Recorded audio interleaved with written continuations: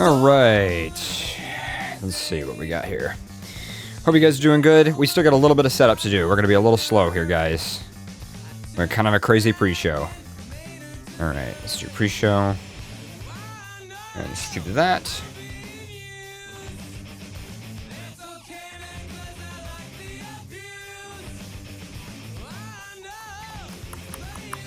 All right, I'm going to kill the keyer.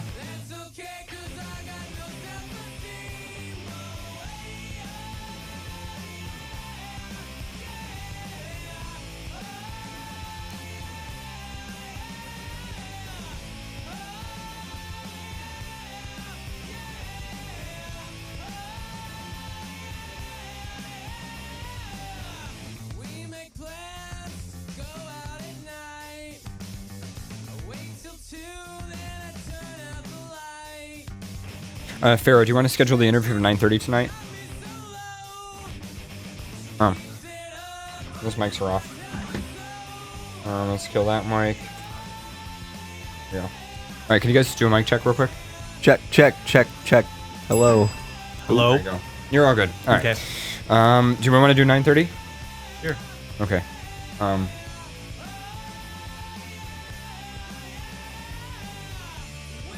9:30.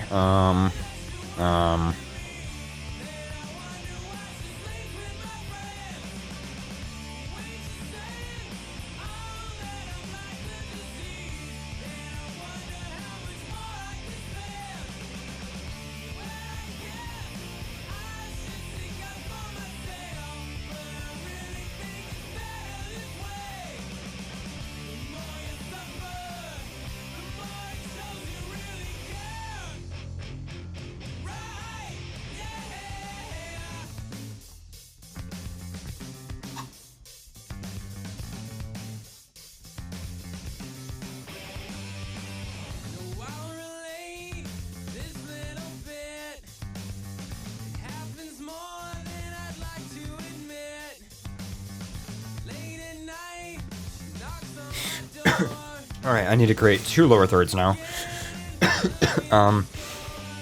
Okay. I'm going to actually cut that because otherwise YouTube's gonna freak out. All right. Let's do that.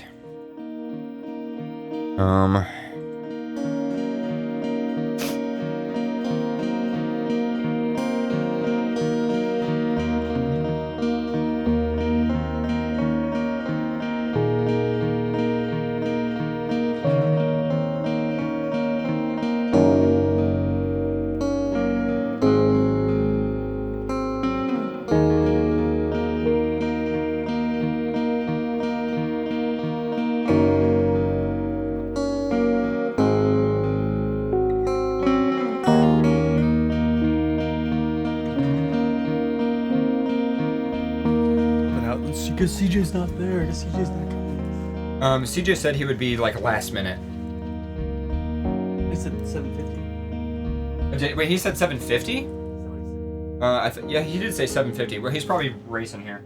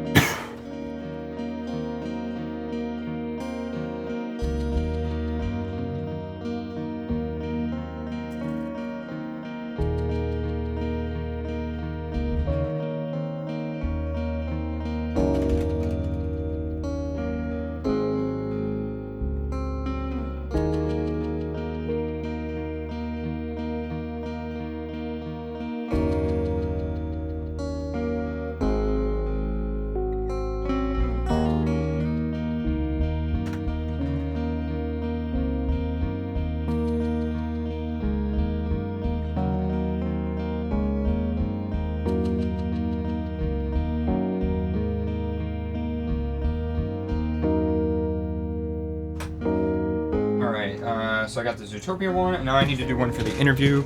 Sorry we're being so quiet, guys. We're still working on setting up for everybody who just tuned in. So the show should be going probably another 5 to 10 minutes. We kind of had a crazy pre-show. A bunch of stuff went down, but we should be good. Okay. All right, so I need to interview.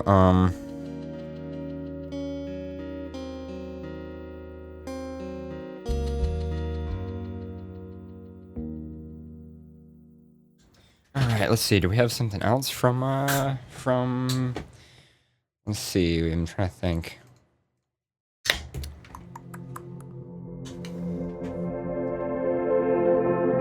Actually, I'll just do this track. Oh, shit. I had that. Oh, God. I'm such an idiot. Let me play this again. So that we just push that. NP, do that. I have to delete those.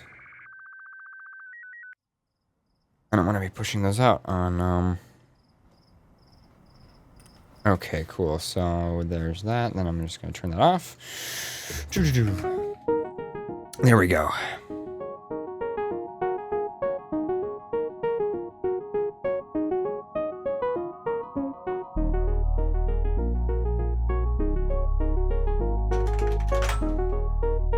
All right.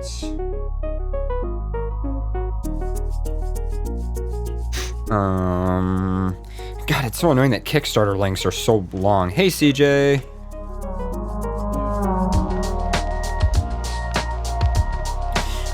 Just add as a contact.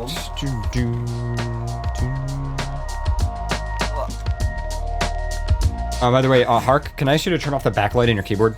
Yes. Because otherwise it's gonna... The PWM of the LEDs will drive the camera crazy. Yeah.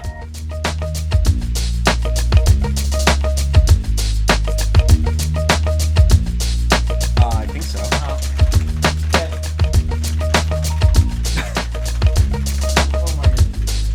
Everyone in chat was very sad. They thought you weren't coming.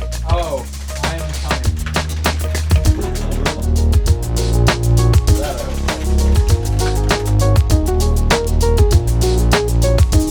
Wait, what's up?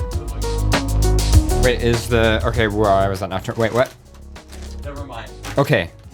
It's actually an airbag for your mic. So you can just boom into a bag of Funyuns. Anyway.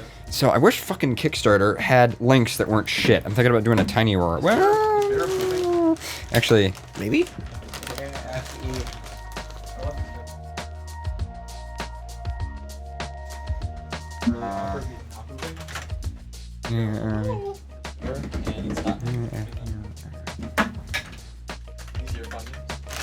No, they're paradoxes. The popcorn is for everyone.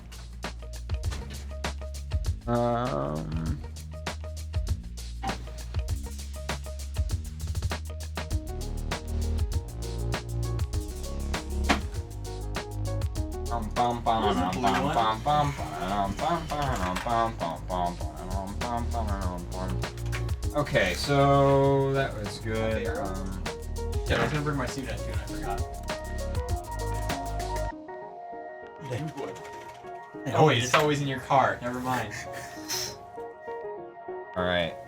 Just in case anybody doesn't know, Pharaoh never takes his fursuit out of his car. Literally always there. True furry. It actually lives in his car. I can be furry. Your fursuit is so poor, it doesn't actually have a house. No, I could just be. I'm like Superman. You know how he just transforms into a furry? Transforms into Superman. You run into a revolving door and you just run around until suddenly you just come out and you're a blue fox. Blue fox. Nice shirt. Which one? Which one? I like your shirt. Is that what I think it is underneath? I can go from dad to fag in just one shirt. I need to see the face. Where's the face? Just flash me. Can you just flash me? What? Can you flash me? I need to flash you. You never flash anybody? Like, Did it for the show. Set the show. I'll be like, oh, God, isn't it? Oh no, we got 5 minutes. Okay, so I'm not late technically. Technically.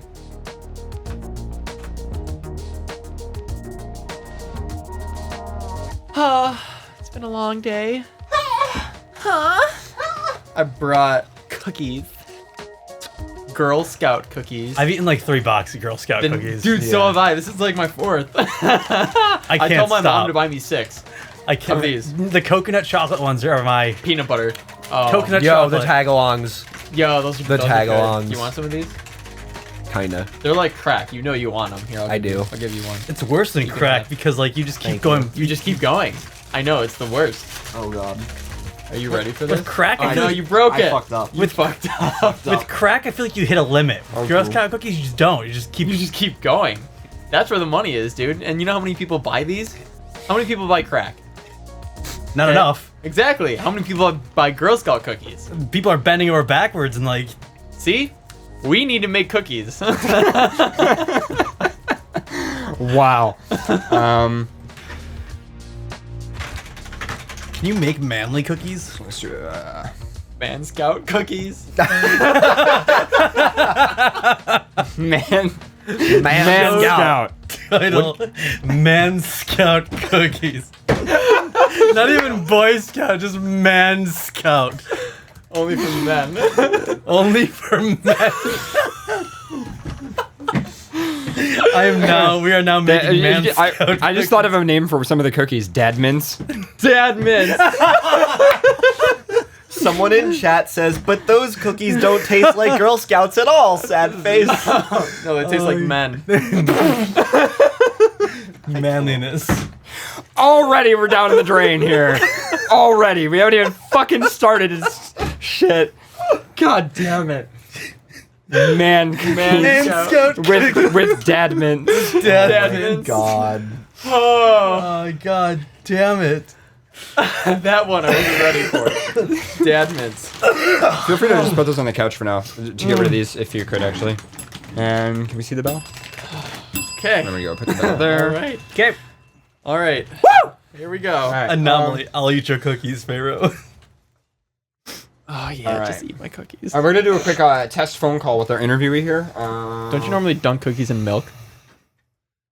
Dunk the dads in milk. What do we dunk? Yeah, what do we dunk? All right. Hey, What do we can you hear dunk us? Yeah, I can hear you guys. Can you guys hear me? Yeah, we can. You actually you sound pretty good actually. Does everything sound okay going back? Can you understand us and everything? Yeah, actually, it sounds real good on my end. All right, awesome. Yeah, you sound pretty good too. All right, so yeah, we'll pretty much I guess first of all, thank you so much for doing this on such a short notice. Yeah, no, thank you guys. And I probably should have contacted a bunch of people before I even launched my campaign, but then it was sort of an afterthought. So Okay. so thanks for taking me on short notice as well. All right, cool. And then the lower third that I've got for our the like video feed graphics, it says the Wayward Astronomer, and then I put your DeviantArt link at the bottom because I don't have enough space on our graphics to put your whole Kickstarter link. Is that okay? Yeah, that's okay. If you want, I can give you one of those little short links like that they make for Twitter and stuff like that. If you want to put that instead. Yeah, because I was thinking we could do like tinyurl/Wayward Astronomer or something like that. I don't know. All right. Well, if I get a moment during the show, I'll actually do that. I'll generate a short link and I'll try to get it in there. Okay, yeah. If not, if you don't want to do my DeviantArt, you could always just link to dreamkeeperscomic.com if that fits. Okay. Because there's right on the first splash page there's a link to the Kickstarter, and then it's also David's main site. So better than going to my personal art account. Okay, and then should I say Dreamkeeper's novel, because that's technically what it is. Yeah, Set in that's the fine. universe. Okay, cool, perfect. All right, I'll do that, and I'll get those prepped for all the graphics and everything. Thank you so much for doing a test phone call. I guess we'll talk to you at around 9:30. Yeah, and what was your name again? My name is Paradox, and all the other guys are here. Say hi, guys. Hi guys. Hello. guys. Hi guys. All right, cool. All right, Paradox. Well, thanks a lot. I'll sit tight, and we'll talk in a little bit. All right, sounds good. And feel free to tune into the show in the meantime if you want to. All right, yeah, I'll see if I can do that. All right, sounds good. All right, thanks, guys. Cool. So we're all good, ready to go on that. Next thing I Who's need. that? That is basically the Dreamkeepers universe, which is the comic. Yeah. There's actually a separate novel, which is done. The Dreamkeepers is done by David, who we've interviewed before. Okay. But this is Jeffrey. He basically is writing the novel, and we're interviewing him about his Kickstarter to get the whole thing started. Word. So I'll get all those links and everything ready. tinyurl.com/ Yeah. Thanks to Bunny Boy for letting me know I need to silence my phone. I'll prep that graphic in a little while, actually. Okay, so I just need to get a few links ready for the in the media segment, and then we'll be ready to go.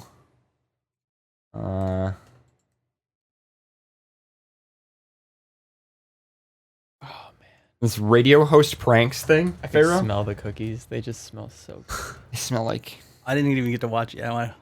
They just smell like Oh, you didn't get to watch it? dad. It sounded funny though. All right. The video is no longer available because upload is closed YouTube account. But then there's this. Let's just make sure this works here. I don't think it's the same thing. It's not the same thing. Definitely It's not. not the same thing? Well, then it's gone. I have to find it now because if it exists once on the internet, it exists forever on the internet. True Yeah. fact. Let's click that maybe? Should have never uploaded that porno. No. You can't keep a good dog down. But you can. They make up restraints for that. Get out. Get out now. I mean, they do though. Get out. Have you been to a convention? I've seen Sozin in a room. Oh, I've seen wow. Yeah. I've seen Sozin in a room. Oh, Just in a room. I've never seen him anywhere else. Just in a room. Just He only exists in rooms. All right, let's get the CJ camera. Can't keep a gay wolf up. Whoa, shit. I don't know. Is that chair OSHA approved? Ah, you're funny. OSHA approval. Is it like SeaWorld? You know what's funny is Or is that we actually meet OSHA approvements for like grounding like our generator and everything like that. Orca approved. But we don't meet OSHA. Is that the furry I'm realm? pretty sure animals running a radio show is not OSHA approved. OSHA approved for humans. Is Orca approved? Or Orca approved? Yes. Wow. Anyway. Well, yeah, that works, doesn't it? That's- Oh, by the way, check out my awesome shirt. Everybody watching the video feed, I'm so fucking happy. This is endlessly appropriate for me to wear on air. I feel. Why did you get an awesome shirt? I got an awesome shirt. I don't know. I bought it. Is it custom? No, It no. seems pretty custom. It It's seems not pretty custom. It's not custom. That's not custom. It's not custom. Do they make huskies? No. No. Fuck. They make corgis. God It's damn similar it. to They're just like stupid huskies. I mean, true, but huskies are cooler. What was the thing that Aconite was running for a while? Do you remember what that was called? Bad furry? No. I forget what it was. I'm confused. What were we talking about? The shirt company. Kitty Loves Monster, that's it. Oh, that one. It's kind of like Kitty Loves Monster. It's, hold on, I'll grab the name of it. Didn't that one go under? Yeah, they Yep. did, but this is a different one. Sorry for getting my headphone cord all over you. I got the shirt from Nomad Complex. Nomad Complex. Okay. Nomad Complex. There we go. That's where I got it. Oh my god, okay. Craziness. So review. We've got this camera, which is good. I just need to turn off the TV. Bloop. There we go. Alright. TV's off, so there we go. We got that camera. We got this camera, which is good. We got that camera. We got that camera. We got that camera, which is good. And then all those other cameras. Cool. So we are pretty much ready to go there. And a fox is sending me naked pictures of himself. That's great. Thank you very much for that. Anyway, let's see. I'm going to clear everything on IRC. Open everything. I'm going to put out tweets now. FurCast starts now. Tune in for live animal noises. :3. Send out push notifications to all of the mobile apps. I gotta remember to do HTTPS FurCast. I keep forgetting that, even though it redirects anyway now.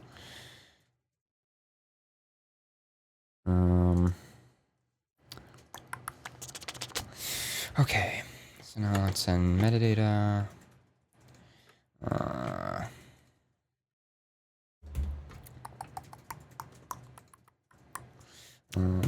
Those noises turn me on.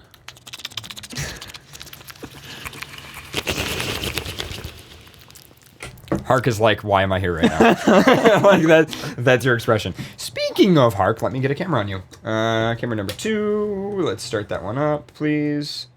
God damn it! I always hate that. It always, once you turn it off, you have to wait like 10 seconds before you turn it on. Fucking old PTZ, analog PTZ cameras. Why Jesus so Christ, annoying? 10 seconds. I know, 10 seconds. It's How do you awful. deal with that?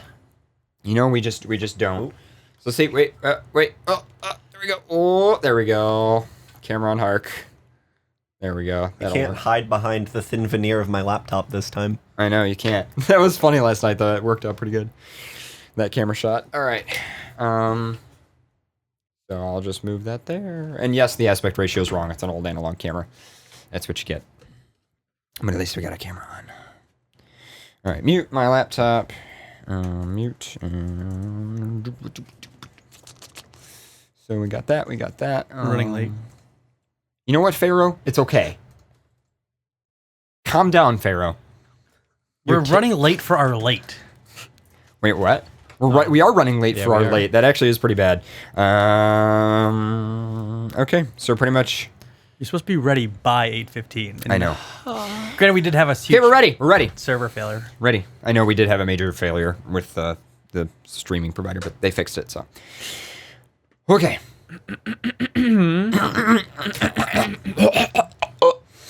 I'm ready. You ready? I'm ready. I'm ready. Okay, anyway. We play that? No. Because then we would waste more time. I know. Oh my god. Speaking of which, I'm actually going to get news. Speaking of wasting time, let me get news music ready now. And it's ready. Cool. Wow, that wasted like 5 seconds. I know, it did. You're the worst. Great. All right, so cool. Okay.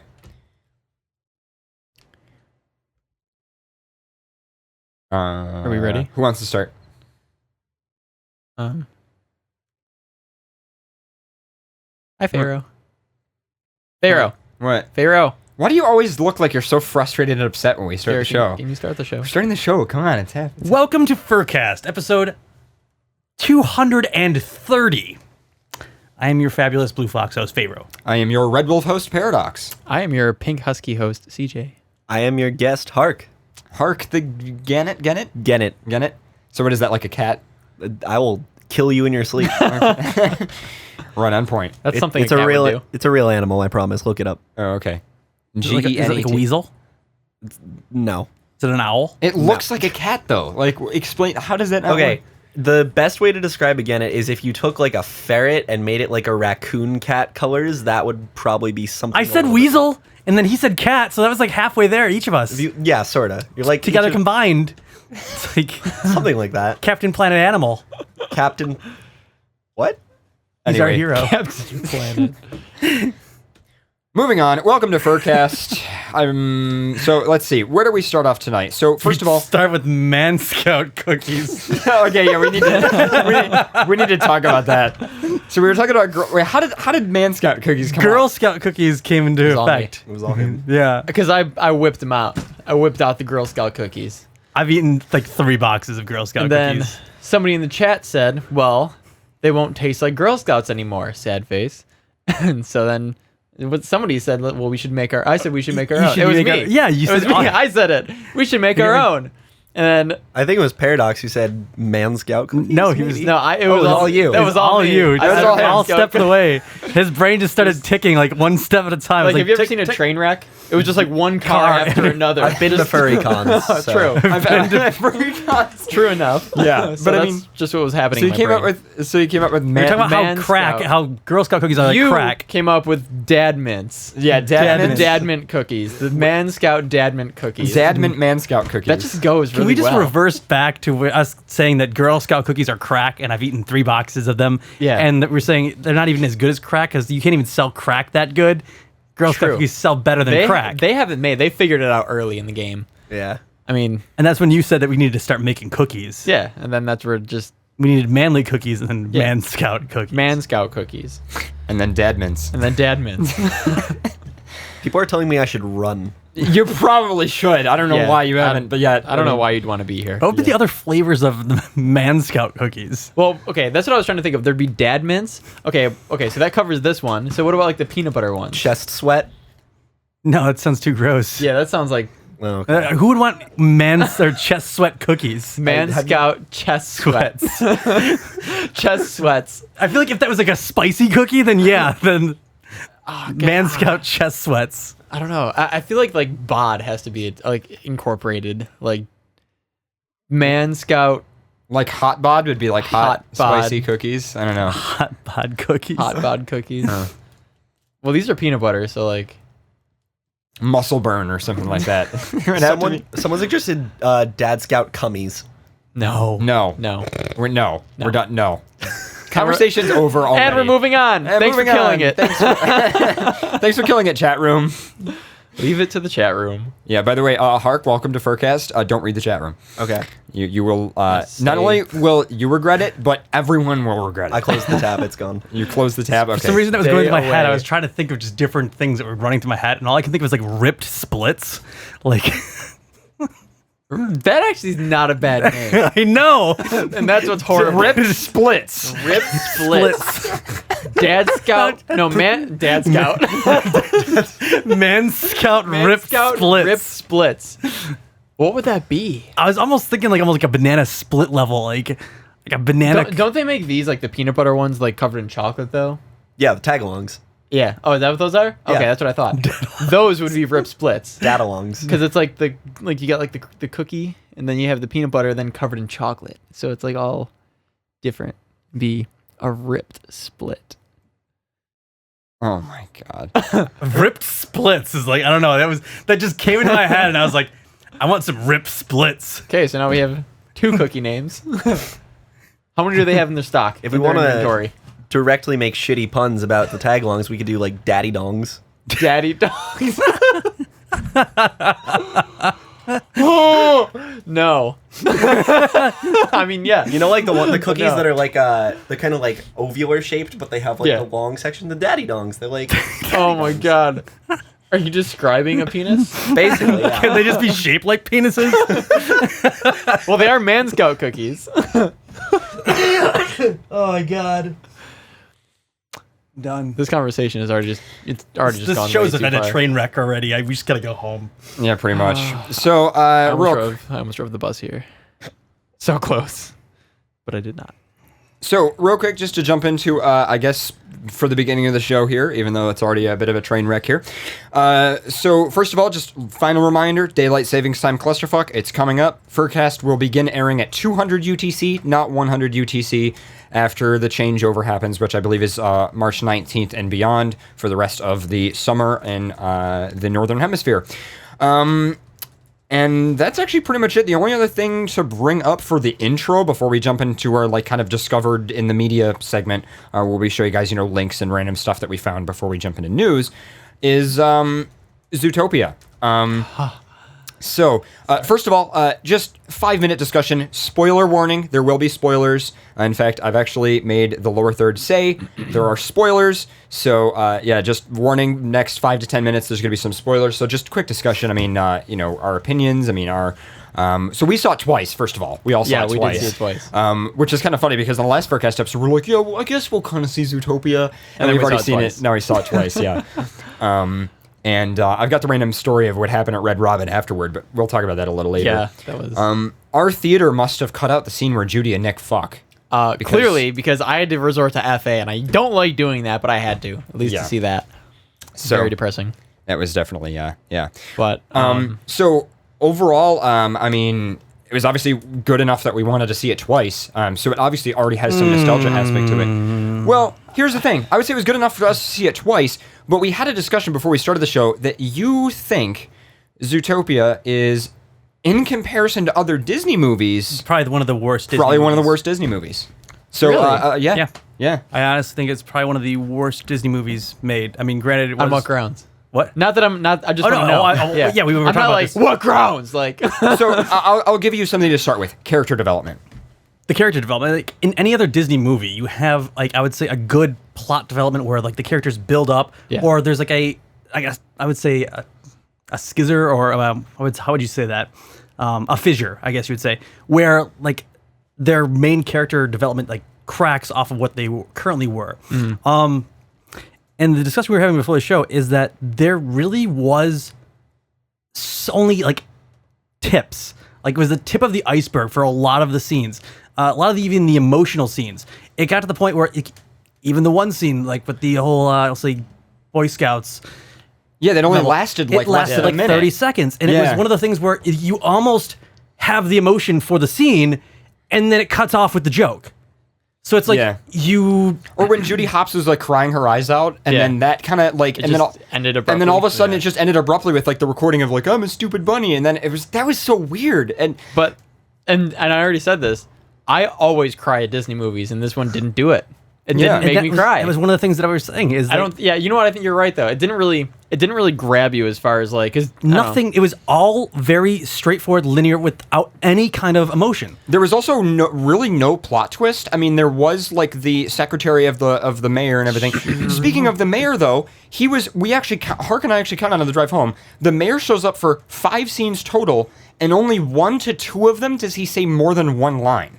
Yeah, that's Like true. in one of them, I think he says like maybe a few sentences, which is probably like at the ceremony at the beginning of the movie.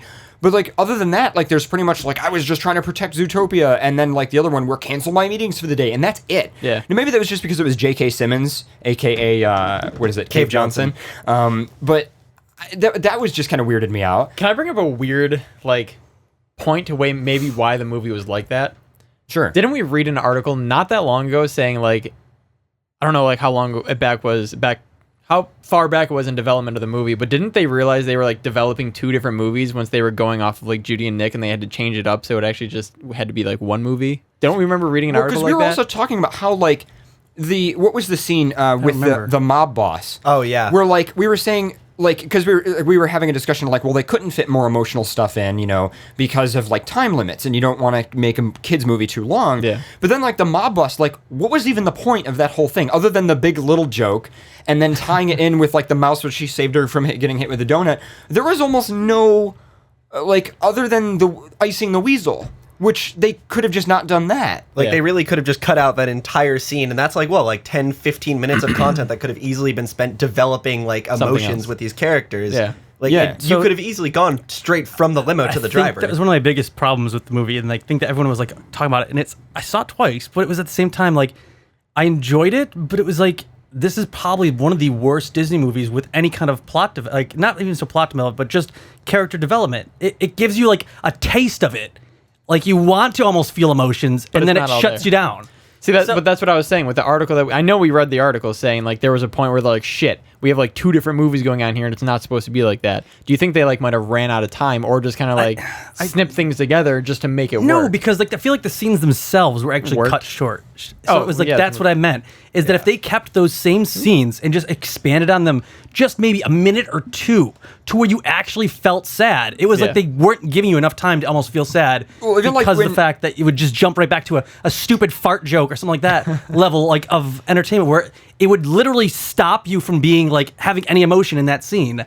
There was a slight amount, like there were 1 or 2 characters that like developed, I guess. Like there was the fox that beat up Judy in the beginning of the movie, and then there was also the secretary of the like we found out she was evil. Yeah. But like other than that, there's really no character development when you think about it. I mean, even Judy, the main character, was like pretty straightforward, just like I'm the protagonist, But then we were talking about before the show, and that was something that really bothered me. Is like I felt like it had potential to actually have emotion. There were emotions that part of the scenes where I almost was like close to like almost crying. Like I felt like it was there, and then it was Yeah. just like it stopped. And it was like, oh, okay, I gotta be happy again. And I Well, think like- I was more pissed off at that because if you look at Frozen, if you look at Up, if you look at Lion King, if you look at any or Monsters Incorporated, we look at any one of those movies, you feel legitimately sad Yeah. at one point in the movie. like I just said, every other Disney movie has made me fucking cry. Frozen, the fucking parents die right in the beginning of the movie, and Yep. you just feel the depression of the. in Atlantis, thousands of people die. Yeah. And like and there's a huge plot twist and everything. But I mean, when you look Up at was sad. I mean, Up was really Up was sad. really sad. That one like just but breaks even your heart. compared Yeah, to Up let's say was- also the conflict with the main characters. Look at Monsters Incorporated, where they were in that like ice cave or whatever when they got banished. And they had that fight, and he was just like, "I'm done being friends with you," and like they turned around, and it was just like that whole separation, and that lasted.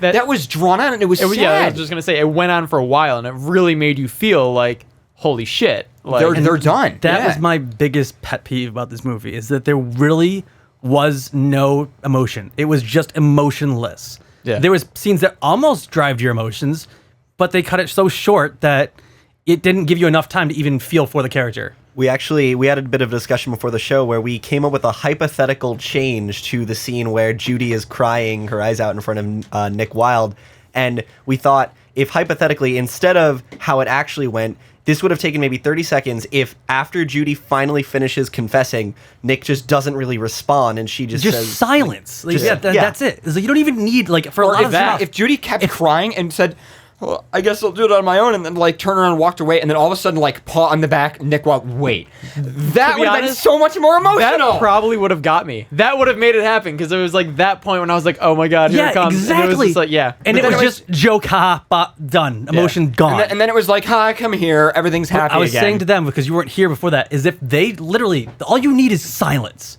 You wouldn't need them talking if he didn't say a fucking silence, thing. Just stood there. To where the point where like he didn't even turn around to acknowledge her, to where she like felt that she had to just lost it, and then was like, I guess I got to do it on my own, and then left, like started to walk away. I'd be like, Nick, what are you doing? No, what are you doing? I'd be like sitting there like straining, like why? And then I would be losing it. I'd be like, this. Fuck yes, he finally turned around. Yep. Yes. But no, it wasn't. What was the most emotional scene in the movie to you? For me, it was probably after the press conference with the police when, Nick Wilde was like, "Oh, all predators?" And she was like, "Well, you're not like them." And he's like, "There's a them now?" That to me was I would say like where the cub Judy part, to be honest. Really? The cub Yeah. part? really. But I think that one was the one that kind of like, if it was longer, it would have got me. But again, even like when he was in like the Kit Scouts or whatever it was, like that only lasted 30 seconds. And they never showed his parents. His mother's face was cut off. We had that whole discussion before we started. Because you were saying, oh, well, they couldn't do the model for it. I was like, they did a whole fucking model for a fox, but the head. I was like, you can't tell me that. Because we were discussing. I was like, yeah, that makes sense. And then I was like, wait, no, it doesn't. I was like, they did the whole fucking model. They just didn't show the head. Also, can we mention the tigers didn't even have a single line in the whole movie? No. Well, I wasn't really expecting them to. I mean, but even the tigers in the police station, even the tigers anywhere in the movie, never had a single line. Wolves only had one line. it's your favorite line. Don't start a howl. Don't start a howl. But okay. I mean, we probably should move on to something else. But my last thing I wanted to say is Nick really loves blueberries. So can you stop? Listen, just stop. Guess what? Stop Guess it. who's gonna win his heart? No, it's gonna be like the cosmic all over again. You know what? Fuck you. Fuck you. Suck a fucking dick, and not Nick's. Nick will probably suck mine. Shut up! I hate you. I literally hate you. I wore a blue hoodie here. I will not hesitate to set it on fire and put it on you. It's okay. Nick still likes blueberries, and he's blue at the end. So anyway, if they do, here I'll change the lower third. Spoilers over. Fuck you, Pharaoh. But I feel like if they released like an extended cut or something like that, I would probably like that more. That was the thing that I said, that the only way this movie will redeem itself for me as a Disney movie. I mean, granted, again, it was a good movie, but I think it was possibly the worst Disney movie at captivating someone. Yeah. And so in that sense, can we just review? And I would just like to say, by the way, review for me would be the thing I was most impressed by with this movie is simply how good the cinematic aspects of this type of animation have gotten. Everything from chromatic aberration on lenses to depth of field to, I mean, almost half the shots looked like actual crane shots or actual Steadicam shots. I was so impressed by just the way they handle moving around, and I feel like in a lot of these older movies, it was either like static, shots, and they still had some cinematography, but I was just very, very impressed with the level of detail and just the way they carried the movie together cinematically. I thought it was absolutely fantastic. But I would just like to say I did love seeing the movie. It was a great experience. I will totally buy it.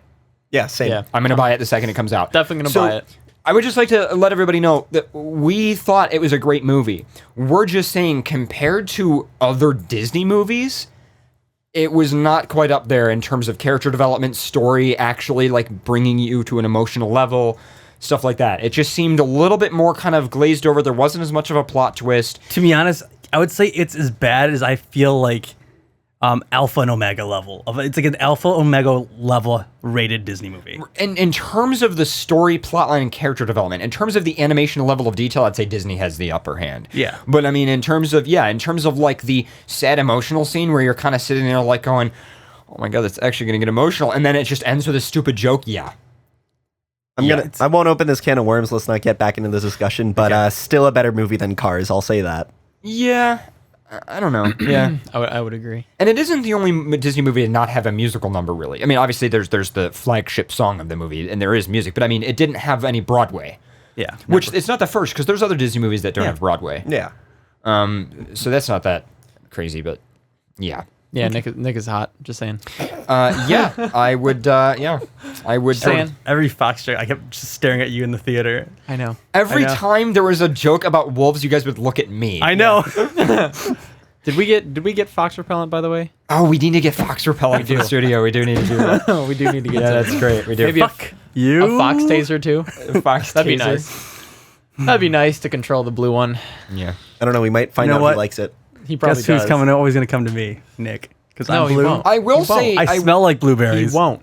Come He to you. loves blueberries. No, Can we just say that some of the humor in the movie, though, was pretty on point? It was. Don't you want to know how your mom and I got to be so happy? No. Nope. Little things like just little, and the bootleg Disney movies was yeah. great. That No, was the good. worst part of the movie. Worst part of the movie. The ripping of that paper. I can't. God. I fucking can't. That is like torturous. I was like, I can't. That bothered me so much. And it's still, when I think about it, it's a trigger moment. I can't. Oh my God. Somebody in the chat room says, "Are you saying that this movie has worse character development than Chicken Little and Princess and the Frog?" That's fair. Oh no. Well, I've never actually seen Princess and the Frog. Chicken Little was pretty shit, but I don't know. Yeah, I've never seen. I've heard lots of good things about Princess and the Frog, though. I don't know. Maybe it's just because the movie was so hyped up for us that that's the way we feel. Yeah. But again, No, I don't even think there's the hype. Zootopia. I think Zootopia is a fantastic movie. I just think it just, in terms of, I just wish. I left the theater wishing it was longer. I understand why they couldn't do that, but I wish it was a little longer. But I see. I Can they wouldn't make even- like a furry edition? And where, what like- happened to this scene where it's just Judy and Nick fucking? Yeah, that's really all it has to be. That's all it has to be. That would I sell mean- more than the movie. And you know it too. Anyway, so Yep. I think that's Yeah, that's it. It was good. Good. yeah. No, it's, I just. I think the reason that I needed to watch it twice was just to feel almost like it was a full movie. There you go. Damn. Yep. There we Shots go. fired. So can we just review? Shout out to Cheetah Paws. Cheetah Paws is someone who supports us on Patreon. Cheetah Paws, we love you so much. Cheetah Paws posted this on his Twitter account.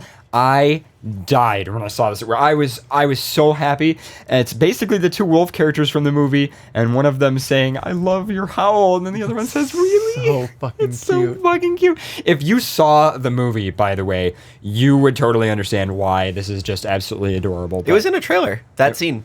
Oh, really? Yeah. Like all the other good scenes of the movie. Yeah. True. Another thing. But that's also true. But yeah, so shout out to Cheetah Paws and Cheetah Paws' Twitter. We love you, Cheetah Paws. You're so awesome, and you create such adorable stuff. And I love how your Twitter icon is quite literally a bulge. Moving on, there's another thing just real quick while we're on the topic of Zootopia. There is an article on Medium called So You Really Liked Zootopia.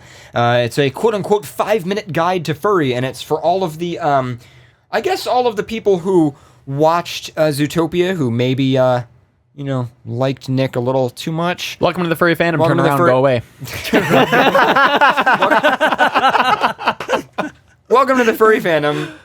Light a trash can on fire and Jump in that's future of your Basically. life. Yeah. So, but anyway, we're not going to read it or anything. But a lot of people were promoting it on Twitter. A lot of people said it was really good, and it had kind of, I guess, some good press. If that's something you like to see for the furry fandom, then there you go. An article on Medium about that.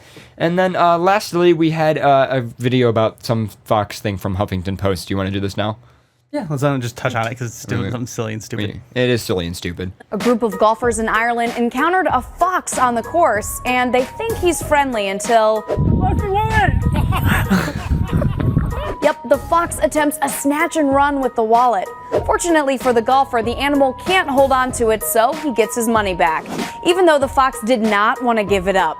Well, I guess that's one way to lose money on a golfing trip.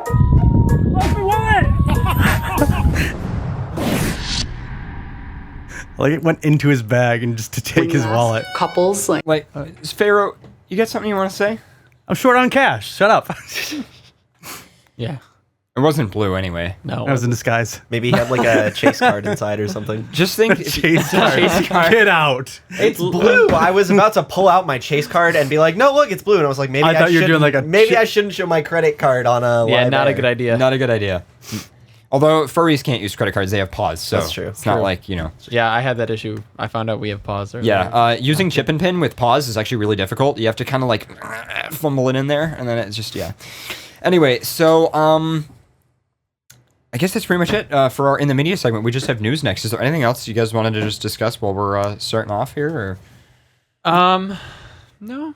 So let's just jump into news because we have an interview as well. So Okay, real quick, I just want to say, oh yeah, we do have an interview later. We should probably shout that out. We're going to have an interview with a guy named Jeffrey who is doing a novel that's part of the Dreamkeepers universe. So if you're a fan of Dreamkeepers, stay tuned. We will have an interview with him. I'd also just like to mention that last night we had our other show, Friday Night Tech. Hark was on. You did a live mix. It was absolutely fantastic. Thank you. So that will be posted on FridayNightTech.com soon. So if anybody's interested in tons of really groovy tunes, electro, and glitch hop, you should totally tune into our other show. Hopefully we'll be doing another one in 2 weeks. Probably not. It's usually once a month at this point. But yeah, I guess that's pretty much it. So I will jump us over to news at this point. Give me just a minute to get all of the graphics and everything ready for that. Here we go.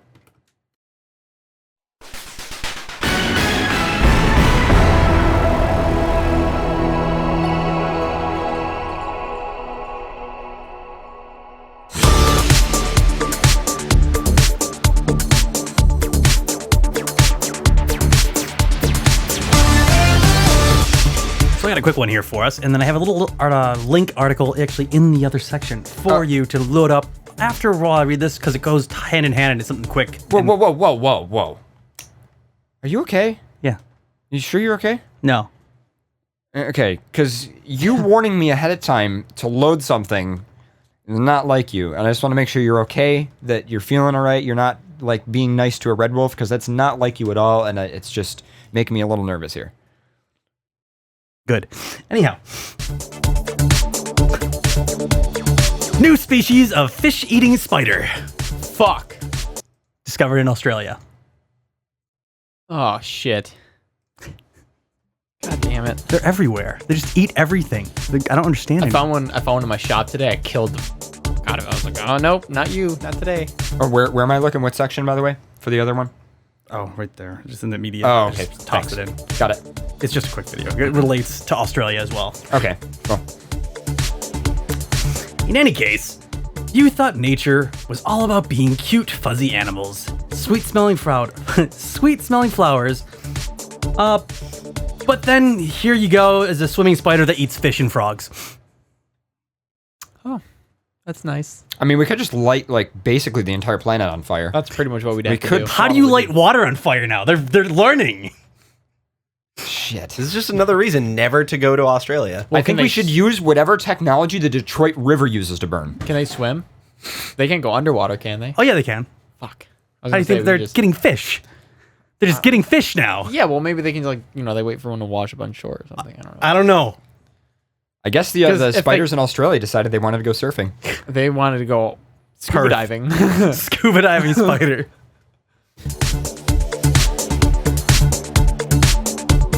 Endemic to freshwater streams in Queensland, Australia, the semi-aquatic arachnid was recently discovered close to Brisbane before being presented to this week's and the World Science Festival, which is being held in the city. Describing how the new species attacks its prey, Robert Raven of the Queensland Museum told Mashable Australia that these spiders sit there on the water and then all of a sudden an insect will hit the water and the spider will race out to get it, grabs it, or even dive underwater to catch a fish and swims back to shore and starts eating it. How? Fucking spiders! They fly, they swim, they scuba dive. We got to stop evolution. I think it's gone too far. Like the whole, proving that a lot of organized religions are kind of wrong about things, that's fine. But we caused this. We set all their homes on fire, and now they're like, we take to the waters, water world. Guess what? Global warming. It's gonna be all underwater anyhow, so the spiders are getting involved already. They're ready for it. Yep. They know. How do you think that our species would react if we found life on another planet for the first time ever and it's a spider, just a giant Blow up the fucking planet. spider? We just blow up the planet. Yeah. Yeah. Planet's gone. We don't need space is stupid. We don't need. Yeah, we don't need. Yeah. I don't care how sentient spider creatures are. No, they're gone. We'll not be friends with them. Like spiders on this planet, I'm okay with a little bit. You know, I gotta be a little bit because if I just like go all out and bash them out, they're gonna evolve and like live in me or something. I don't even know anymore. That's a creepy thought. They probably already do. We just don't know it yet. I mean, who would be a Shitting blue... spiders? Shitting. I mean, who actually, would decide to be a blue fox? Obviously, there's a spider controlling you. Clearly. We all know that. I can make everyone uncomfortable right now. There's tons of lice living in your eyebrows right now. Okay. What? Yeah. No. No. Ew. Known as Why? Get out. get out. Are you talking to me or the lice? Both. Don't worry, yours are hidden by the shades. Oh, good. Protecting them. From They UV. actually don't get any sunlight, so they just die. All my lice are like bros. They all wear glasses. They have pop collars and glasses on. I just imagine, like, you know how, like when people, like, if someone, like, removes the underwear, you can see, like, tan lines? I just Yeah. imagine you have tan lines around your eyes. I do. Because you've worn sunglasses your whole like a life. His lice have tans. I have tanned lice. Tanned lice. Oh, so, God. bro. I'm so bro, I have tanned lice. Oh. Known as Dolomid's Brian Greeny. It is Brian Greeny. Is the spider's name. Okay. The spider spends most of its time lurking on the banks of rivers in search of small weaves caused by insects hitting the water, and has been named in honor of the World Science Festival's co-founder Brian Greene.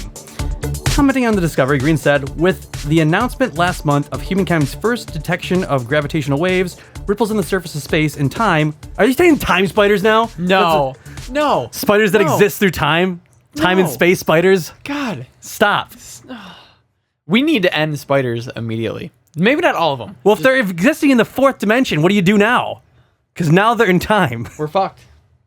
We know how the world's going to end. We need the doctor. Spiders. Yeah, we do. Yeah. We do need the doctor. Yep. What's if he's a spider? Then what? He's not. He's not. He's a doctor. You sure? Because he's talking about fourth dimensional spiders. He's the doctor. Listen, he will help. Their webs weave through time. The master is a doctor, but not sorry, the master is a spider, but not the doctor. Oh, okay. Yeah. Sorry, I said that wrong. Well, if inner dimensions are attached through webs, That. No. No. fuck, we can't escape. You can't We're even. always trapped. We're communicating via the World Wide Stop. Web right now. Don't say we're always trapped. We are always trapped if that's the case. Spiders are already controlling everything. It doesn't even matter. I know.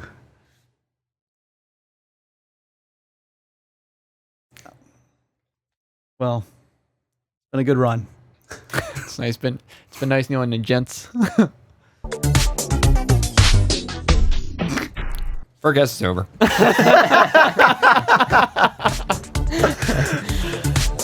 I am particularly honored to be so closely associated with a spider. This What? Wow, this guy. They got into his head. He's got it's in his head. They're controlling This is his actually mind. the spider writing now. spider rights. Spider writes. Are we all spiders? Yes. Okay. That spiders have a deep affinity for waves. Capable of eating cane toads, tadpoles, frogs, and fish up to 3 or 4 times its own size, the spider is in fact one of many species of arachnid known to prey on aquatic and amphibious animals. A paper published in the Journal of Plus One in 2014 documented the existence of numerous semi-aquatic fish-eating arachnids, which it claimed are geographically widespread. Oh, I thought it said occurring on all continents, including Antarctica. I was like, fuck, ice spiders now? Get out! Stop. Ice spiders. It's gonna happen though. You know it's gonna happen. I just imagine like the entire like Avatar universe, like the Fire Nation and like the like Fire spiders Taken over by spiders. Yeah, there's like fire All of them. spiders, water spiders. I want you to Air know that the spiders. concept of ice spiders is so like they don't exist, I don't think, because there is specifically a TV horror movie called Ice Spiders. But they're gonna exist. You know they're gonna find But for a way. now, we're safe. For now, well, see, that's why I like the cold, because like, you know, you don't really see like spiders or like creepy You crawlers. don't see them, but they're there. Very true. Under the snow. That's true. but you Hiding. don't- but they usually die because they can't handle the cold. How do you know?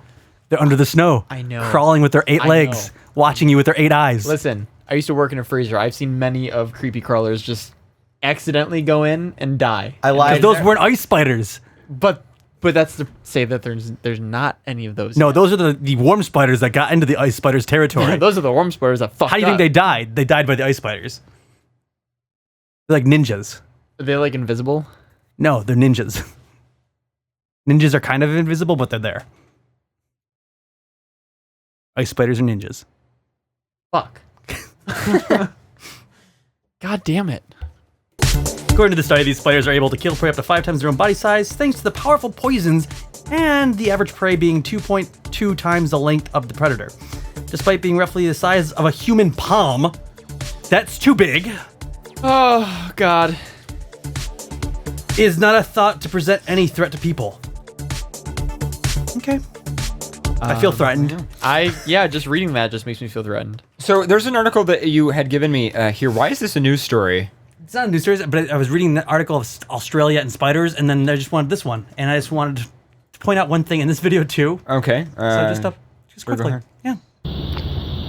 My son left his shoes out over the weekend, and this is why you should always check them before putting them back on. It doesn't do anything. Oh no. Oh God. Look at the huge web. Fuck that. Dude, you're way too close to that shoe. He's barefoot. I just want to say that he's just outside. What's he doing? Oh! Oh God, jeez. Well, throw those shoes out. Burn them. Just light them on fire. Just light right that now. entire porch on fire. Nope. Nope. Nope. I love how it just. God. Fuck that. Okay, can we? Can you spray it again? Australia. Spray it. Welcome to Australia. Welcome to Australia. That graphic was the spider exploding. Yeah, actually, that's what it was. Oh God, that's horrifying. So anyway, He's outside barefoot though. He's like, Australia, welcome. Well, I mean, I guess he's used to everything trying to kill him, so so walk barefoot. Risk barefoot. it. Why not? So by the way, so real quick, I guess we should probably mention this that happened. So a bunch of Syrian refugees ended up at a hotel where there were lots of fursuiters, and so fursuiters were like dancing with kids and stuff, and it was just really awesome. This was going all over Twitter. There was a news article about this, but I figured that just a little quick video would probably be better. But yeah, it was pretty awesome. There was a few pictures that went around Twitter. I unfortunately did not have them saved, but there were some Syrian refugees and kids that just looked so happy to be seeing fursuiters. I mean, imagine that. You leave a war-torn zone and come to a random... Walk into this.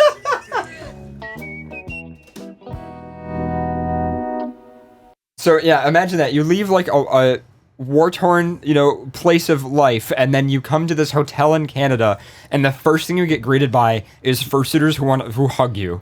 Yeah. That's pretty amazing, I gotta say. So shout out to all of the furries at Vancouver, which happened just this past weekend, and shout out to all the furries who probably made a moment in those people's lives that they will never forget. A moment in their lives that they will never forget. Thanks for ruining that. Anyway. Welcome. So that's pretty much it. I just wanted to show that video. Like I said, there was a whole article about it, but I figured it was just better to show that. So in the meantime, I have a news article.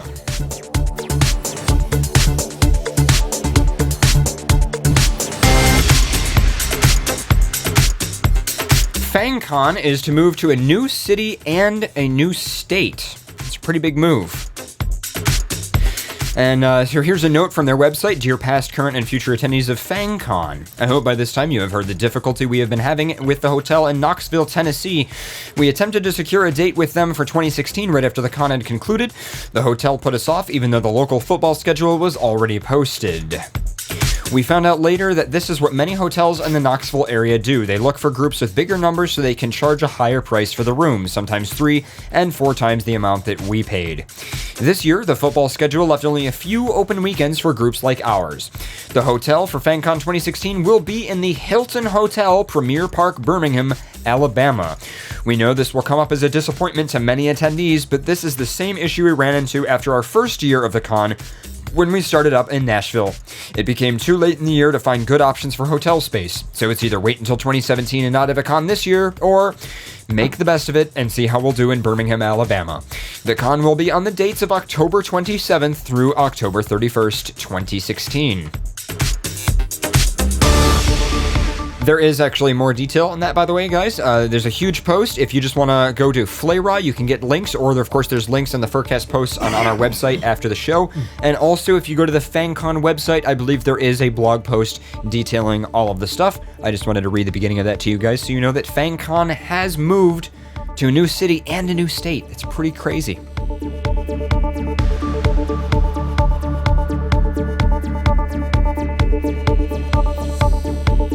And I guess that's it. Anybody else have an article?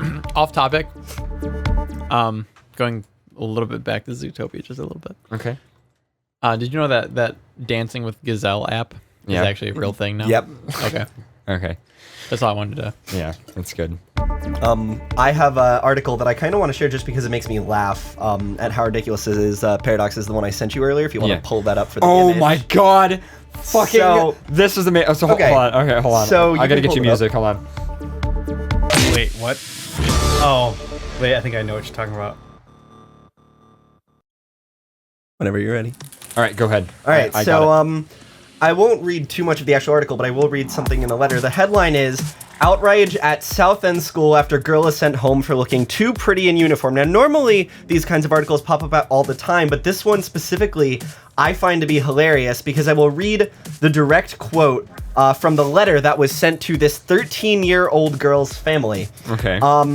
Dear Ms. Prudence, it is with sincere regret that I have had to take the decision to send your daughter Isabella home from school today.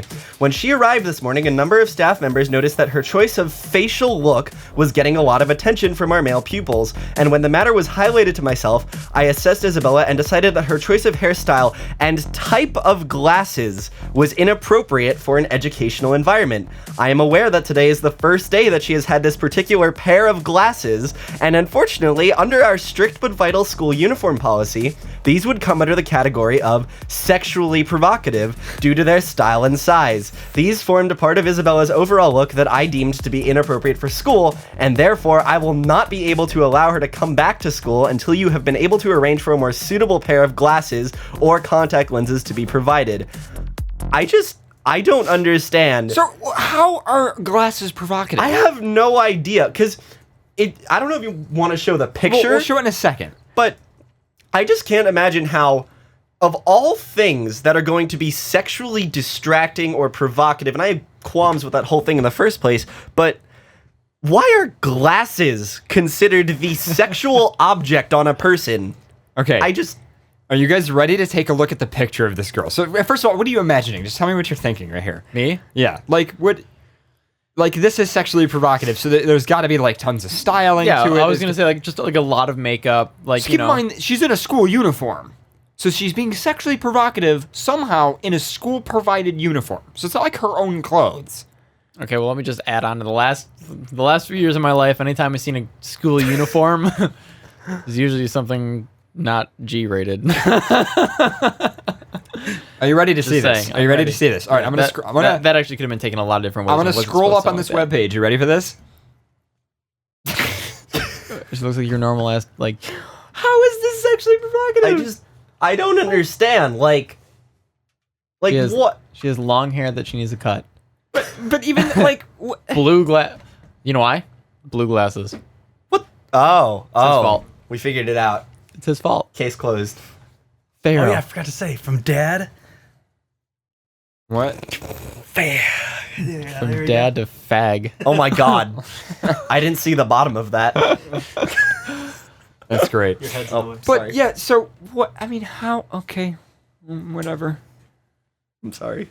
That's apparently a thing. My work shirt was in the way. Let me just get a little more comfortable. Pharaoh's a boner killer. Fact. Yeah. Fact. So, not to talk about politics, but this was pretty hilarious.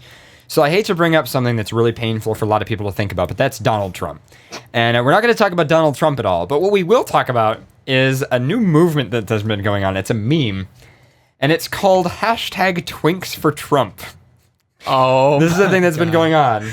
So I'll just use the same music here. #TwinksForTrump is the only thing funny about pro-Trump Twitter. Just when you thought the election cycle couldn't get any weirder than the Republican presidential candidate debate in the US, Donald Trump talking about his penis during a nationally televised debate, Twitter steps in to prove you wrong. Enter @TwinksForTrump and the related #Twinks4 The only thing keeping me laughing during a campaign season that is most watching through their fingers with growing embarrassment. They're here, they're queer, and they support Trump. Not really, but more on that later. For those who do not know, so obviously they talk about the term, like what twink means. So essentially, these they're not serious, are they? So no, the account is actually a group of gay men supporting Donald Trump for president. Although stranger things have happened in the election season. And I'm just gonna show this on the video feed really quick, but it's basically #TwinksForTrump, and it's like all of these twinks being like, I want you to be president, daddy. And it'd be like, we went to Trump University, graduated and Magna cum laude. Magna cum laude. I'm just a simple country boy that would love a roll in the hay with Trump. Twinks for Trump. Let's see, here's another one. Meet Greg. I like Trump's small, meaty hands. It'd be very comfortable with his finger on the button. And then here's another one. Sure, Trump will probably try to deport a ton of people, but the more tables at brunch, right? And there's just a bunch. Here's a picture of Trump on a bed, and it says, you wake up in the morning, turn over, and see this. What do you do? So anyway, yeah, there's Twinks for Trump. It's apparently a thing. Why? I don't know. So there you go. So there's an article since we're gonna go on like this whole fashion of being too sexy. Then apparently, CJ, there's an article for you. There is. Hot convict. Oh, I saw that. I didn't. We know. read about the hot convict a long time ago. It was an internet meme. It's the first one under stupid news. Yeah, I didn't open it yet. Damn, he is kind of.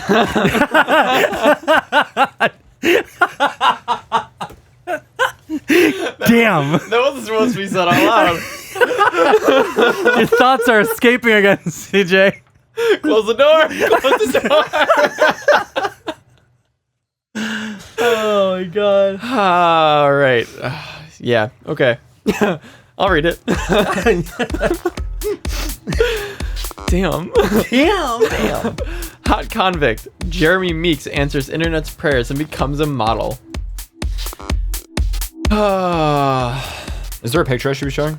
There is a picture that you can bring up if you want to. All right. He's actually not bad. The hot convict, the sexy felon, Mugshot McDreamy, whatever media nickname you associate with Jeremy Meeks with, he's out of prison. Meeks, who rose to fame after his 2014 mugshot surfaced online and got the nation hot and bothered, is in Sacramento Transitional Housing Program until July, NBC Bay Area reports. The viral star, who is serving 2-year sentence in a felony of weapons conviction, and is also now has an agent. We have a lot in store regarding Jeremy's new career. There's a multitude of offers on the table, Jim Jordan of White Cross Management said on the statement. He told BuzzFeed that there are even movies on the table. Okay, so let me get this straight. This guy had a mugshot, and people thought it was so attractive that now people he was so attractive. That he was so attractive that he became the hot convict, or the sexy felon, or Mugshot McDreamy. He made people so moist. That was the From one picture. And it was a mugshot. And in case you need further proof that Meek's booking photos is worthy of fawning if received, White Cross is actually using it on the website as Meek's headshot, which makes us wonder. While we're not disputing that Meek's cheekbones have a lot going for them, has anyone tried to track down the talented mugshot photographer? That's the end of it. But the photo, I mean, he's really not bad. I don't know. Did you show it? Are you like? Yeah, it was on the video feed for You getting like excited over there? Like you just keep, No, like, I'm just- making I'm all just- these moans. Like you're like moaning to yourself over I'm just here. looking at him. Like he's actually a pretty good looking guy. Like okay. Coming from an Abercrombie model, let's just say. Not really, but he's actually pretty good looking. That's kind of an inside joke, but yeah, he's not bad. Okay. I don't think I'd fuck him, but All right, so I have an article real he's quick. easy on the eyes. Stop. Ridiculous. All right, so let me just grab some news music here. Australia's quote-unquote ugly animals attract less scientific study. And they have a picture of bats right here, which Well, they're not wrong. I'm sorry, bats. I'm sorry. And real quick, I just realized that one of our studio lights was not on. I need to turn that on. I just realized it wasn't on, so I needed to turn it on. Anyway, Australia's ugly animals attract less study. Koalas and kangaroos are subject to more scientific study than Australia's twitching rodents and bats. You see how ripped kangaroos are becoming? I know. Yeah, I know. What is with that? A lot of kangaroos in Freyard having a lot of muscles. Have you guys noticed that? They're always like really buff. Have you seen kangaroo pictures all of a sudden out of Australia? Kangaroos are just like, fuck it, let's just get buff. So now it's like They've been having a lot of ripped splits recently. So ripped splits. According to new research which finds ugly animals attract less funding and investigation, the bias towards more attractive creatures means that while ugly animals make up 45% of Australia's natural or native fauna, they are rarely subject to intensive scientific scrutiny, said a study to be published in Mammal Review this week. Researcher Tersh Fleming said once mammals were claimed as good, such as kangaroos, arachnids, and koalas, bad introduced species, including cats and rabbits, or ugly native bats and rodents, the latter group had very little written about it. Australians are probably surprised to know how many species of native bats and rodents we have, Fleming told AFP Monday. We know so little about them we tend to ignore them completely, but everyone knows what a koala and a kangaroo look like.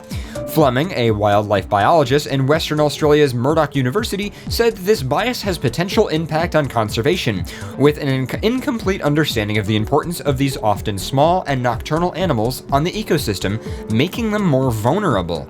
Quote, the major problem is that if you don't know anything about their biology, you could manage their environment in a way that's detrimental to them, she said. Fleming said while global and national conservation funding largely overlooked the ugly species, which included hairy rodents and the carnivore's ghost bat with its oversized fleshy ears and sharp teeth, these were the ones arguably most in need of research. Quote, for the majority of species, researchers have been able to do little more than catalog their existence, Fleming said in a statement. We need to document observations of their diets, habitat selection, space use, and reproduction in order to identify threats and management options. Researchers could also be discouraged from investigating obscure species for fear that the resulting papers may be too parochial. Thank you. And limited interest to be published, she added. With co-author Bill Batterman, Fleming has called for improved funding for the lesser-known mammals. Since European settlement in Australia, we have lost about 20 species of mammals. We have had about another 20 odd in grave danger of extinction, Curtin University's Batman told Australian Broadcasting Corporation. I think it would be tragic if we ended up causing the extinction of even more without knowing anything about them. So there you go. There you go. Like there's Kangaroo Jacked. Kangaroo Jack, the movie. Kangaroo Jacked. That was a terrible movie, by the way. Can we just say that? That was yeah. it was kind of pretty bad. It was pretty bad. Yeah. It's like Kangaroos 2011, Kangaroos 2014. We're on steroids. Probably is. Probably steroids in the water. All the spiders trying to buff themselves up. As if It's everything. just spiders buffing so that every other animal has to buff. They found a source bigger than them that they can control. I think the scariest thing is thinking about buff spiders. Could you imagine if there was just like a spider flexing? Like, I'd be pretty fucking terrified. Keep in mind, It just lifts up its front legs. Look at these guns! I have 8 of them. Just starts punching birds. It goes to jump and it like leaves a crater in the ground.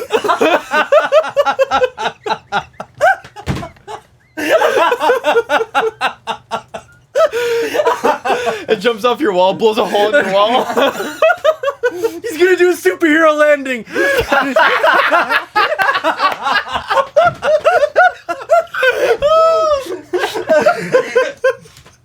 That was a Deadpool reference. Little fucking if anyone spider. can get it. Boom. It's like they have dents all over your floor. What the fuck's happened to your floor? I got jack spiders.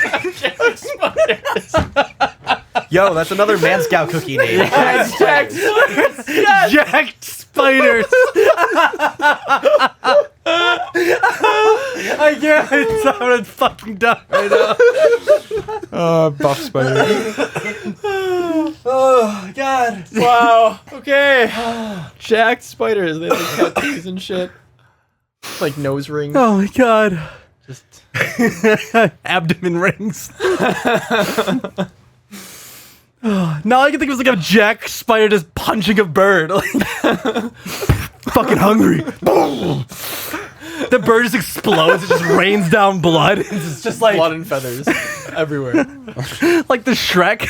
I just imagine its web is like a fist. Its web is actually made of like woven steel. Yeah. Like carbon fiber. Carbon fiber. It's just barbed wire.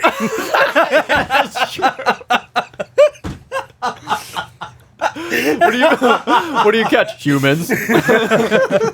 Anything I fucking want. Because I'm a fucking Jack Spider. It's like, the web is like all over like the weight machine at like a gym. Oh my god. Oh, I can't do this right now. Okay. Jack Spiders. Jack Spider. I swear. If I see a spider that's like jacked up, it definitely there's a spider watching FurCast. Like they're gonna start working out now. Within the next few months, we're gonna see spiders with results. Go away, you're not welcome here. Spiders with results. Spider P90X. What's 90 times 8? 8-leg advance. Yeah. 640X or something. Spider 640. No, it's not 640. What is it? Is it 720. 720? God, that even works even better. 720X. Build all 8 legs in 8 weeks. 8 legs, 8 weeks. The Immediate 8 week, results. the 8 week 8 leg result program. Oh my god. Never skip legs day. It's gonna do a superhero thing. He's gonna do the superhero landing. Horrible for your legs. Unless you're jacked. That doesn't even matter. I still love the idea of like a spider jumping and it leaves a little hole in your wall. There's just holes in the drywall, like it's just gone. What have you been doing here, spiders? Yeah. Jack spiders. There you go. Oh god. You go to squash it, it just takes the new thing, it's just beating you. Stop hitting yourself! Stop hitting yourself! Dad! Leave me alone! Oh my god. This is my house now. Get out. I just remember, like, you guys ever seen that GIF of like a pigeon that like pulls a guy out of a car in Grand Theft Auto? Yes. I just imagine it's like that. Like the spider just comes up on your bed and there's just like I don't know, like for whatever reason there's like an axe or something there, and the spider just picks it up and just woof, like and then this little spider just like picks up the entire. It's rape time and 8 time. It's raping time. 8-legged rape.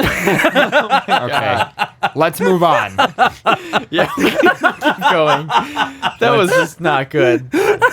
There was nothing good about that. You want a dad mint? I want It's my nightmare. I want a dad mint. Give me these. These are my dad mints. Are you okay? No, I just had a, what was it? A Liam Neeson dream again. Wait, hold on. It won't taste good unless I annoyingly eat it on the mic. So hold on. Wait, hold on. I want to join you. Damn it. Wait. Open the package annoyingly in the mic. All right. Another Deadpool reference. I would be terrified I had a Liam Neeson dream. Wait a minute. Wait, I'm not ready yet. Oh, these are good. These are really good. Ready?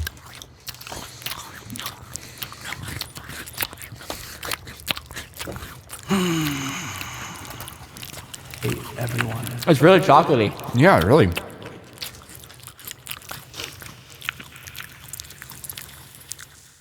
It sounded like a bunch of jack spiders crawling. Oh no, over a cave. I got dad mint on the microphone. No! There we go. Oh, God. Well, that just Anyhow, happened. I have an article. Okay. You want? I mentioned here. We'll do this. And I'll just give you this. Go ahead. Price of hell has dropped. Oh, good. I already have a seat there, so it's okay. Hell, Michigan. Oh. The official mayor of Hell is lowering the asking price of the town's property. It has after it spent a year on the market unsold. So we were talking about another town. Now you can buy it. Hell. How come nobody wants to buy Hell? I would love to buy Hell. I know that'd be great. John Cologne told the Livingston Daily that he would be lowering the price of his 5-acre plot of land and town, devilishly named Hell. And he's lowering the price from $999,666 to $900,000. That's actually, I mean, not much for an entire town. But the town is only 5 acres. Oh, okay. That's true. These are weird towns. Do people live there? Like, He lives there. other than him? I don't know. He lives in Hell. He lives in hell.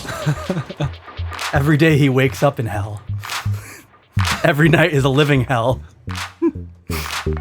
Need I go on? No, stop. It's open to any offers, he said. We're really willing to work with anyone. Sloan owns several businesses in hell, It's good. including Hell's Chapel of Love, Hell's Screaming Putt-Putt Course, as well as Hell's Gift Shop, selling all kinds of hellish merchandise. I feel like he just got to a point. Oh. He just got to a point where he's like, I just need to fuck with everything. Just make everything hellish. But if that's not your game, you can actually own a piece of hell. Actually, a square inch of hell. How much? And the company deed for that square inch of property. At a mere price of $6.66. Yo, I might do that. I want to own a piece of Hell. So before the show, I actually did the math, and for a little less than $1,000, you can own a square foot of hell, and that's like a reasonable size. You can put like a sign there, and there's nothing they can do about it. So I think the plan is we like get a bunch of people to pool money together and make just a really stupid fucking sign. And they Dude, what if we move the FurCast studio to Hell? Can we put a McDonald's sign there? But I mean, seriously, like, what if we like bought out like enough of a section to just put like freestanding building and then just I mean, we usually claim a spot in the name of furries in general. Could our address be 666 Hell? I feel like given the owner's propensity. 366 hell. Can we live on Go To Street so it'll be Go to Hell Street or Go to 666 Go to Hell? What state is this in? Michigan. 666 Go to Hell, Michigan. Anyhow, Cologne wanted to sell the property in 2015 to a group known as The Damned. Oh my god. But its The Damned, attempted to fund through Kickstarter, came up short, raising only $77,000. The deal with The Damned was also set to fail, as the rights to Cologne's Hell-branded merchandise and slogans. While he's looking to attract new buyers for Hell by lowering the price of Hell, Cologne said that he enjoys running his various businesses. It's not for the money, really. It's just for enjoyment, he said. It gives an old man something to do. there's one more thing that doesn't link to the article because his site is actually gotohell.com. Well, it's gotohellmi.com. Go to hellmi.com. All right. But there's more. There's putt-putt information on the site too.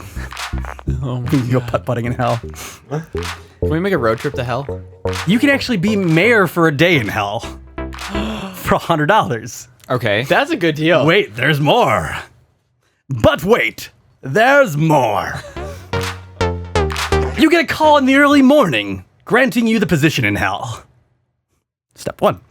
Step 2. You get Hell's Mayor official coffee cup. 3. You get the Hell's Mayor proclamation. 4. You get 1 square inch of hell as your very own. 5. You get a Hell Mayor's badge and a key to the town. And isn't there another thing as well? Well, there's more. You get a mayor's shirt describing you're the mayor of hell. 7. You get devil horns and a tail to walk around in hell. And 8. Finishing the day with being impeached from hell. You got kicked out of hell. All for the Say you got kicked out of hell. all for the mere cost of $100 per day. Now, I have a question. I'm looking on the website, and on the Be Mayor of Hell sections, it says elections are held when hell freezes over. So does that mean every winter they, like, get a new mayor who is immediately replaced as soon as someone pays $100? So, like, what's... I feel like you could Is just, it like... Michigan always frozen? Yeah, I Yeah. feel like there's a fundamental flaw in the law of this town. I would pay for it. Oh, yeah. That's a lot of totally stuff do for it. $100 too. Yeah, it is. Yeah. I mean, what can you do as mayor? Like, what could you feasibly do in a day as mayor of hell to just fuck shit up as much The as possible? putt-putt course has just a melted snowman. This guy's just having way too much fun. Oh, I mean, if I owned hell, I probably would have a lot of Yeah. fun too. True. I would definitely would. The amount of just money he's made just by fucking with people. Welcome to hell. Welcome to hell. So there we go. Oh my Um, god. Carmen right. said we should put a sign that says Yif. So it'll be Yif Yif in in hell. Ah, yes. Oh my god. We got to do this. Can Come we on. like buy that you, much Karna. space? Can we like let's do an Indiegogo campaign to raise money to buy enough space so we can put a sign in hell that says Yif. Yeah. That would be good. perfect. That'd be good. Let's do it. What do you say we go on a break here, guys? Yeah. All When we right. come back, we have to do an interview. We do have to do an interview. You guys are listening to FurCast live on XBN. We will be back with an interview with a Dreamkeeper's novel after a quick break.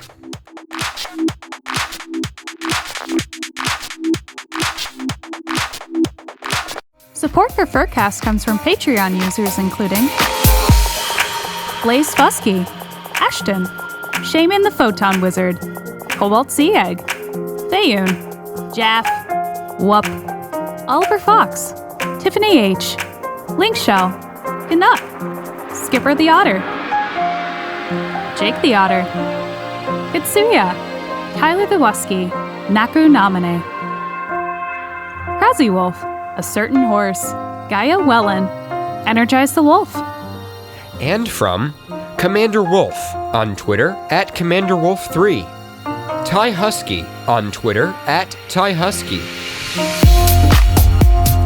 Shua on Twitter at Pulsing Panther, Coda Winter on Twitter at Dakota Wolf 12, Magic Wolf on Twitter at Magic7 Wolf, Darthus and his mate Canovo, Macro Wolf at macrowolf.com, Silvergatamon at youtube.com/Silvergatamon, Hayu the Fluffy Scarf with Weasel Level Design on YouTube, and Anthony Wolf at youtube.com/Anthony Wolf Gaming. Additional support for FurCast comes from Devin D. Parlett and the Furry Hockey League at furryhockeyleague.com. To Bunny Boy, who says, Paradox is gay. Yes. Yes, he is. Stinger Griffin from Hazelight Studio. Cheetah Paws with Cheetah Paws Underwear. Comfort for all furries. Persona Radio, live on Sundays at 7 p.m. UK time, with the new show Formatic by Fuzzy the Fox. And Little Sunshine, who says, message him in chat for a Pokemon battle.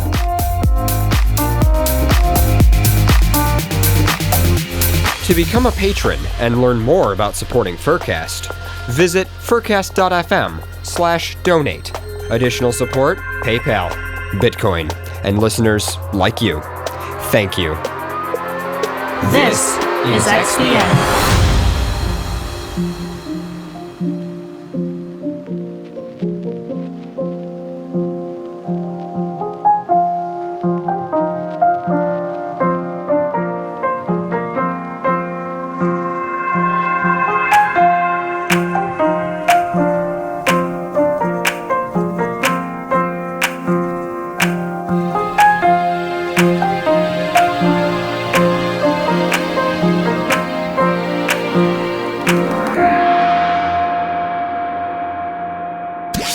Listening to FurCast.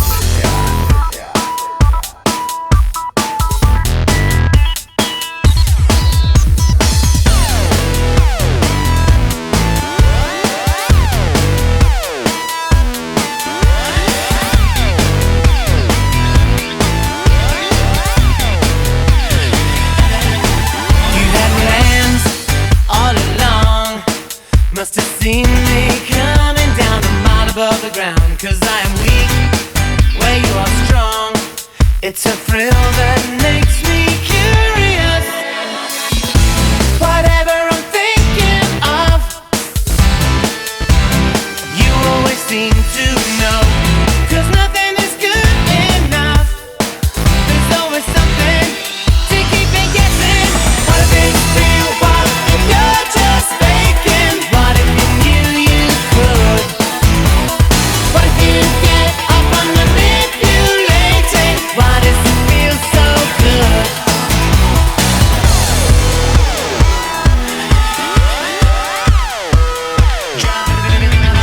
Driving the car, turn up the sound. Get your head in a hailstorm and I'm gonna feel the blast. I pick you up, you throw me down, and it only gets more serious. What could you be thinking of? You never let it show. Cause you give me just enough. There's always something, you keep it coming. What if it's real? What if you're just faking? What if you knew you could? What if you get up on manipulating? Why does it feel so good? Why do I want you more? Why do I want you? Why do I feel so torn? Why do I want you more? Why do I want you? Why do I want you more?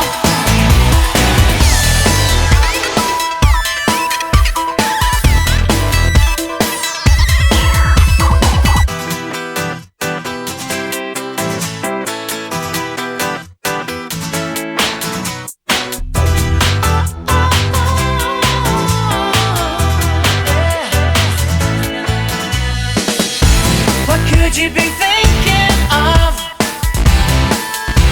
You never let it show. Cause you give me just enough. There's always something, you keep it coming. Just keep it coming. What if it's real? What if you're just faking? What if you knew you could? What if you get up on manipulating? Why does it feel so good? Why do I want you more? Why do I want you? Why do I feel so torn? Why do I want you more? Why do I want you? Why do I want you more? Why do I want you more? Why do I want you? Why do I want you more? Why do I want? Why do I want you more? Why do I want you? Why do I want you more? This is the Zana Broadcasting Network.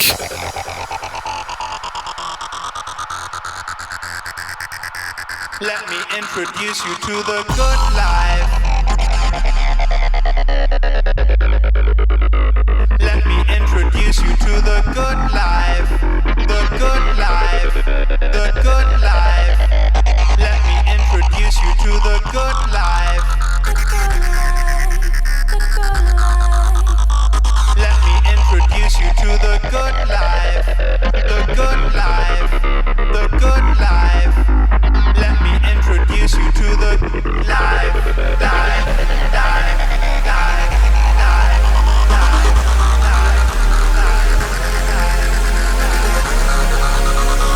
Four, three, two, one. Let's have some fun. Come on.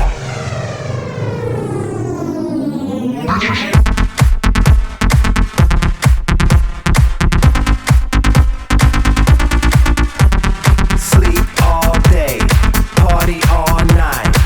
Have what you want, whenever you like.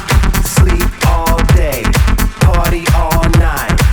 Have what you want, whenever you like. Wait for the party to begin. Got my crew, good times is the plan. Got some pretty girls, about to roll in. We about to get it in. We do it like this and we do it like that. I just got paid, so my pockets all fat. Brittany said the best, you better work for that. To have a good life, and that's a fact. The good life, life, life, life, good life. The good life, life, life, life, good life. The good life.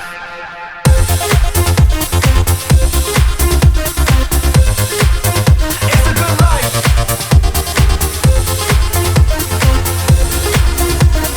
Four, three, two, one. Let's have some fun. Come on.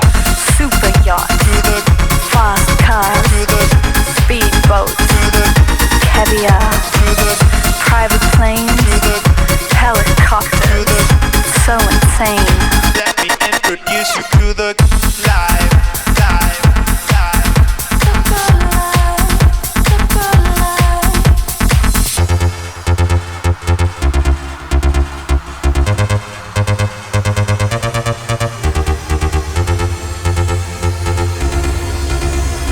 Four, three, two, one. Let's have some fun. Come on.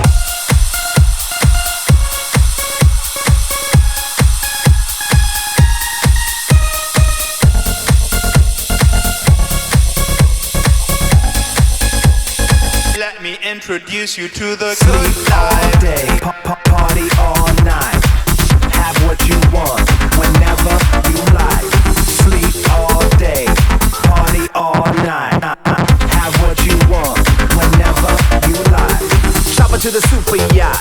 It's nothing, we do this a lot. Billionaires Club, just one of the stops. Are you really ready or not? Priceless views, places, faces, French Riviera, jet ski races. Set aside months, call a vacation. Are you ready? Let me introduce you to the good life. Let me introduce you to the good life. The good life. The good life. Let me introduce you to the good life. The good life. The good life. Let me introduce you to the life. Life. Life. Life. Life.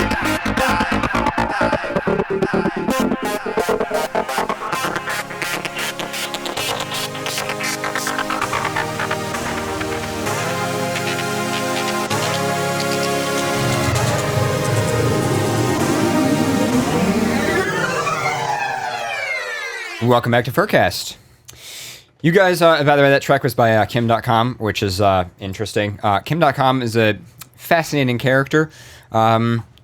Just, I don't know. Whoever he paid to make that song did a good job, unless he did it, in which case he did a good job, but Kim.com is an interesting guy. Anyway, yeah, look him up if you don't know who Kim.com is. Just, anyway.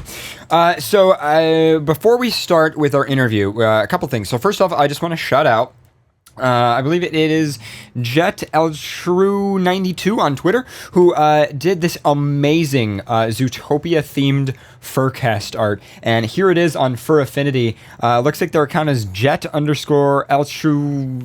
I can't even read that, but AILCHU. AILCHU. So it's Jet _AILCHU -92 on Fur Affinity. And there's the art right there. And it's so good, so cool. I like how Pharaoh's kind of like smaller in the background, but that's because it's Zootopia themed. So I'm the size of a wolf in Zootopia, and you're the size of a fox in Zootopia, which is funny because Pharaoh's actually taller than me. I'm 5'6". Pharaoh's about 5'7", 5'8", I'd say. I'm still so short. You are so short in this art. It's actually no, I mean, in real life, I am so short. Yeah. Yeah, you are. And CJ, you're the tallest one, right? Of all of us? Out of three of us. How tall are you? Like 6'1". 6'1"? Jesus Christ, 6'1". giant. Sorry. And the funny thing is there actually were no huskies in Zootopia. There were no huskies in Zootopia. So I'm my own thing. Zootopia was pretty much... Yeah, you definitely are. I am my own thing. We all know that. Wear my sunglasses at night. Yeah, Zootopia was pretty much all like farm-related animals. Yeah.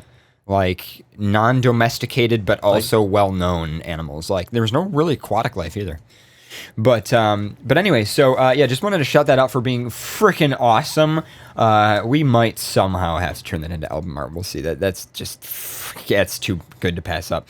Anyway, so we're going to be doing an interview with, with the creator, but first let's just talk about what it is. It's called The Wayward Astronomer, and it's essentially a novel that is set in the Dreamkeepers universe. Now, we have tons of you guys who watch the show who are a fan of Dreamkeepers, and we happen to have a bunch of them, and I'll put, Farrell, You put probably your should camera hold on. the first two, and then I will First hold two? the second two. Let's see. Yeah, this is version... Oh, this is volume 1 right here. This is volume 2. This is volume 2. They're all amazingly well printed. These are super high quality. Yeah, you go like this. And then we have a whole bunch of them. There, now you go. So now you give me those. Actually, So hold up if you hold. Wait, I can also just show right here if you want to look at get close. I was gonna we're gonna put them all at once at the same time. It's All at once at the same time? That's why I said hold two hands. There we go. So why is it so complicated for you? I know don't you're why a this is wolf. so complicated, but anyway, so while those guys are holding them up to the camera, so you guys can kind of see them there, if you could hold them a little more towards me, that way it's in focus because the camera focus plane is towards my face. There we go. All right, so this is called The Wayward Astronomer, and it's actually a novel that's in the Dreamkeepers universe. Now this is a Kickstarter campaign, and up on the screen now is the Kickstarter campaign. Now before we jump into our interview, let's actually just play the video real quick and see what it's about.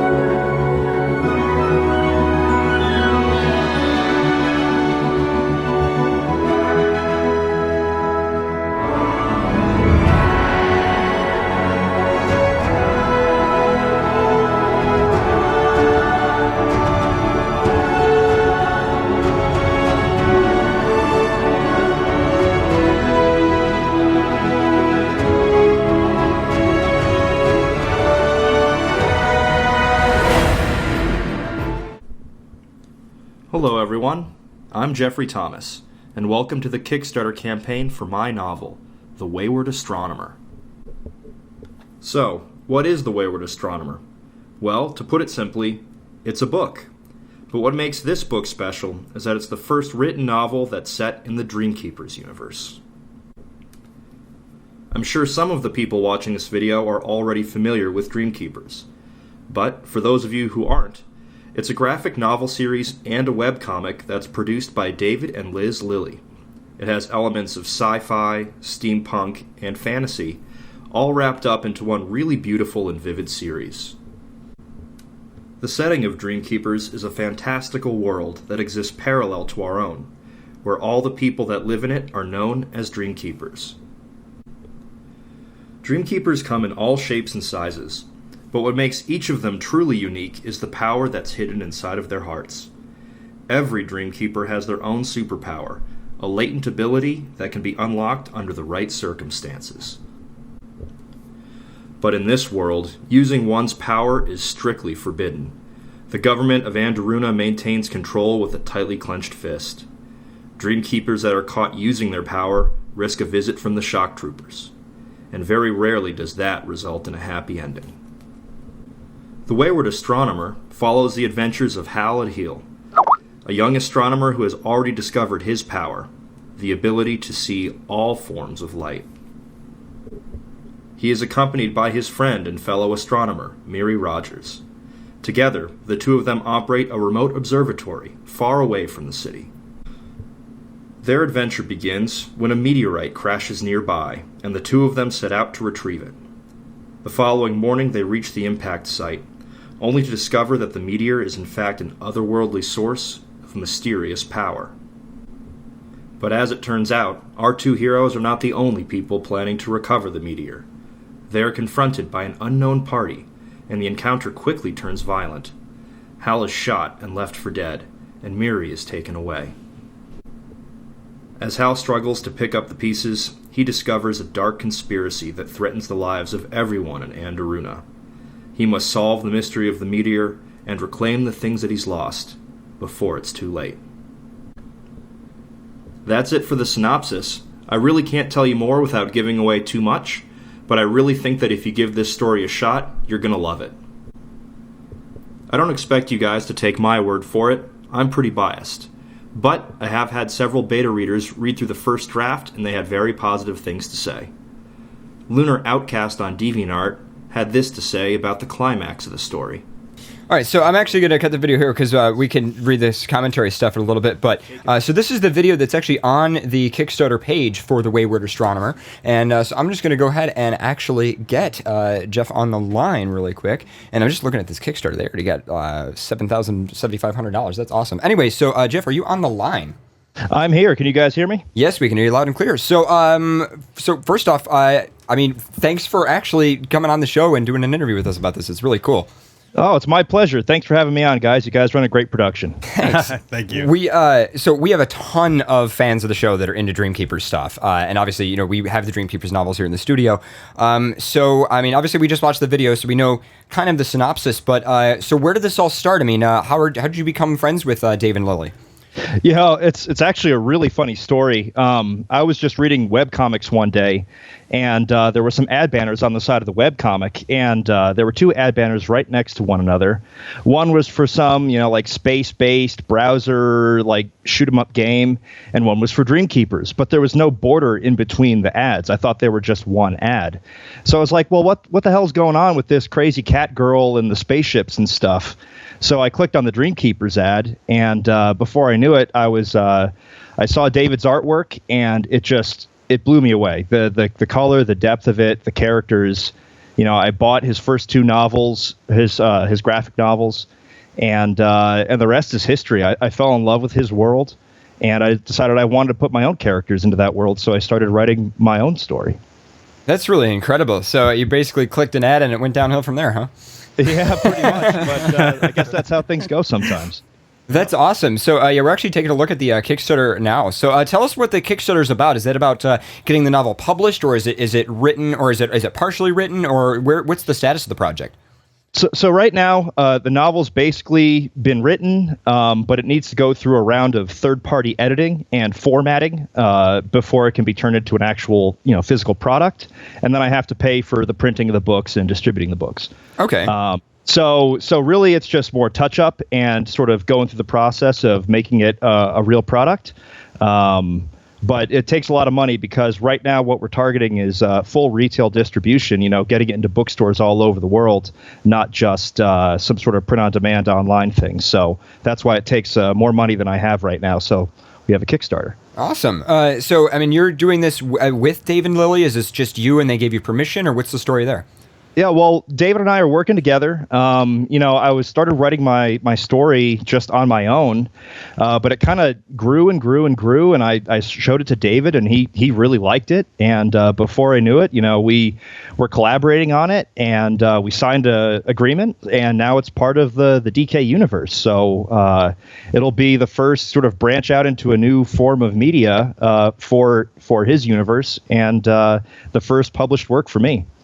That's That's a pretty awesome way to kind of jump into a business partnership there. That's pretty cool. That's so. I mean, obviously we have the Dreamkeeper stuff here in the studio. It is incredibly high quality. Every page is color, and every page. I mean, it always blows us away how much detail goes into it and how much work goes into it. So I know I feel bad because I forgot what they actually just achieved. Because I know they just did a Kickstarter themselves, and they ended up getting a whole deal with Vivid Publishing, I believe. It was Vivid. Now I can't remember. I know it was Vivid, but I can't remember what they actually got. Was it Volume 4, I believe? I think it was Volume 4. It was actually the latest saga in the series. I remember it was a big milestone for them. Yeah, that's right. Yeah, that was a big thing that they had achieved there. But yeah, I mean, this just looks. I mean, obviously the art looks incredible as usual. I mean, not a surprise to us. I'm going to revert back to it a little bit. But what got you actually involved in actually writing? I should say. Well, I mean, I've always enjoyed writing as an exercise, mostly starting in college. I would do a lot of sort of play-by-email role-playing stuff. And then The Wayward Astronomer is the first time I tried to put down and sort of put together a full story, not just sort of a real-time role-playing experience. And it's been great. Awesome. That's pretty awesome. Good way to get into it. I'm actually just showing the Kickstarter on the screen now so that everybody can kind of see it. And the link to it, of course, Kickstarter's links are pretty crazy, so maybe we'll do a short link. But of course, we will link this in the show notes. And lately, we've been getting FurCast episodes posted decently quickly, so hopefully we'll get that posted nice and quick for you. But yeah, that's just it seems awesome. So for all of our fans who watch FurCast, who are into the Dreamkeeper saga and stuff, I feel like it would be a huge awesome thing for them. So I guess. Only other thing is you're going up to, it looks like you got $7,500 right now. You're going to $18,000. Why $18,000? That's enough money to cover the editing, the formatting, and then printing sort of a nominal inventory to put into distribution. It's really hard to print a small number of books and be price competitive if you're selling your books in bookstores because there's about 3 middlemen and everyone takes a cut. I was going to say, because we've had people that were writers before, and I think the hardest thing is actually being an independent, I would say, quote-unquote, independent writer, and actually getting a publisher to actually publish your actual works. I remember there was a whole deal that the fact that if they don't really like the publishing, it's harder to actually get in. Well, if they reach out to you, it's actually easier to get published type thing. I'm not sure if you've encountered anything like that or if... Well, publishing is real tough through the traditional means, and that's why, David and I are kind of going the independent route. And with Kickstarter, it's great because it gives us the flexibility of doing exactly what our vision is and producing what we want to do without having to convince, some big publisher that it's worth taking a risk on. Right. And for fans of the Dreamkeepers universe who really like the artwork that David does, if we hit some of our stretch goals, he's actually going to fully illustrate the novel. So it's actually going to be an awesome, kind of blend of the written word, but also his great artwork. So I hope that people will take interest and consider supporting the campaign. That's really, really cool. I'm so glad to hear that you guys are working being so connected on the project. It's really cool not just to see somebody expand on it, but also to work with them because they seem like really hard workers, and it's great to hear that somebody like you has found them and has now joined in. So that's awesome. Yeah. I mean, David and Liz, they're both great people, and I think the most important thing is when people have a shared passion for something, you can really make great things happen. And we're both really passionate about this project and about Dreamkeepers. So the universe is going to expand, it's going to grow, and I really can't wait to see where things go from here. Awesome. Well, is there anything else you wanted to talk about on the air? I mean, since this is such a big project for you, is there anything you want to announce or to get people involved or anything worth saying? Well, before you go to that, I want to ask one thing. How long did it actually, so how many pages is the actual novel and how long did it actually take you to write? So the actual page count, I won't know until after we go through formatting, but it's about 80,000 words, so it's going to be somewhere between 300 and 340 pages on a standard novel. And I've been working on this novel for 5 years now, so it's been a long process. That's actually impressive. that's crazy. So I know this isn't. Well, yeah, I guess I'll just go back to what I said before. I mean, is there anything you want to mention while you're on the air? Anything you want to shout out for the whole project going on? I mean, I guess all I'd say is, if you guys haven't checked out Dreamkeepers, you need to check it out. It's amazing storytelling, amazing artwork. It's everything, top notch put together into one package. And this book really is just an expansion of that. And I guess the last thing I'd say is this book personally to me has been the most important thing that I've ever done, in my life to create something. It's taught me an awful lot about who I am and what I believe in. And I think that any artist or any creator who really kind of puts their soul into something, they realize that their art is a reflection of themselves. And I feel this way about the book. That's awesome to hear. I'm really glad. Well, thank you for doing a quick interview for us. Thank you it was such short notice. I feel so bad about that. We're horrible at communicating, despite being technically communications based, but you know how things go. But thank you so much for hopping on the line with us and talking about it. And I really hope your project goes fantastic, and I hope to be able to promote it even more in the future. And to do one send-off, too. I really appreciate it. To do one send-off before you do go, is there any kind of inspiration you can give to other writers out there that have really had a passion for writing, but really haven't maybe committed as much or as hard as you have? Because, you said it's taken you 5 years actually to write. Any kind of words of inspiration for them? Oh, yeah, that's a great question. It took me 5 years because when I started writing, I didn't know where I was going. I didn't have this big grand outline of these are all the chapters, these are all the events, this is all the plot. All I had was a character that I really felt and knew in my heart. And I just asked myself, okay, well, what would he do next? What would he do next? And by answering that question, what would he do next? A beautiful story really emerged. So don't be afraid to take your time. Don't be afraid to, get in the shoes of your character. Writing a book isn't about checking all the right check boxes and following a formula. It's about following what you have in your heart. So let the characters tell you what happens, and you're going to end up with something great. That's amazing. That's amazing. Thank you so much. That's awesome. I really hope that helps out. And I hope all the FurCast audience checks out Dreamkeepers. By the way, the website for that is dreamkeeperscomic.com, or you can just Google Dreamkeepers. Believe me, it will be the first result. And so thanks for calling in. Yeah, hey, thanks for having me on the show, guys. You guys put together a great show, and I've had a lot of fun tonight. So thank you very much. Thanks for calling in. You're welcome. All right, bye-bye.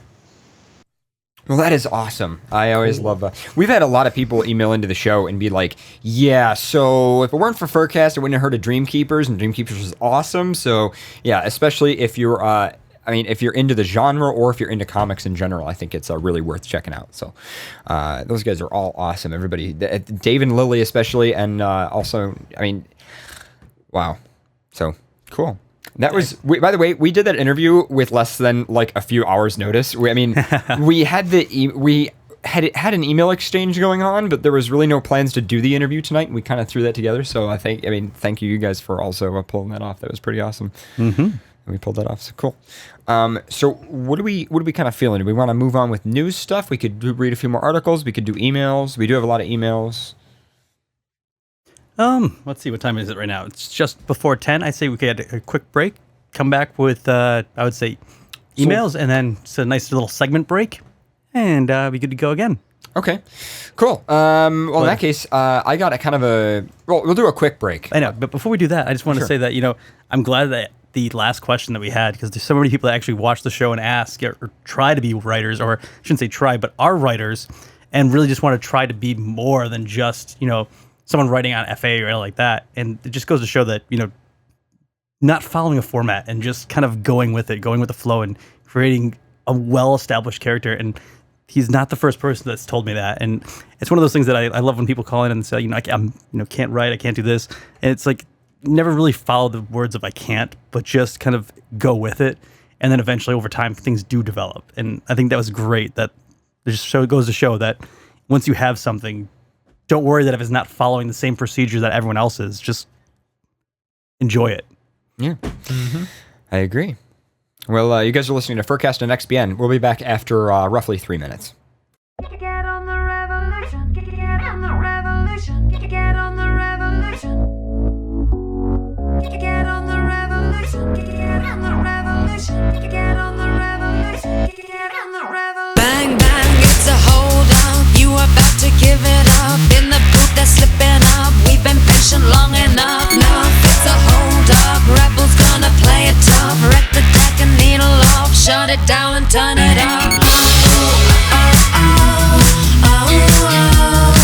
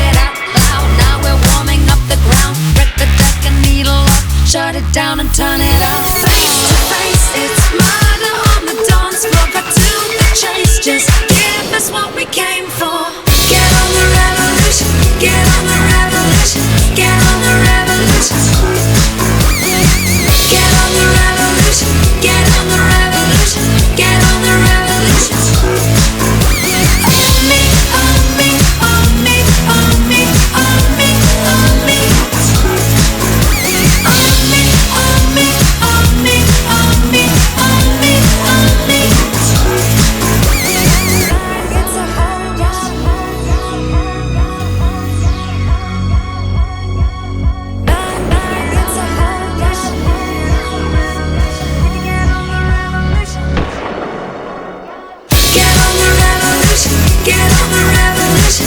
Get on the revolution. Get on the revolution. Get on the revolution. Get on the revolution. On me, on me, on me, on me, on me, on me. On me, on me, on me, on me, on me, on me.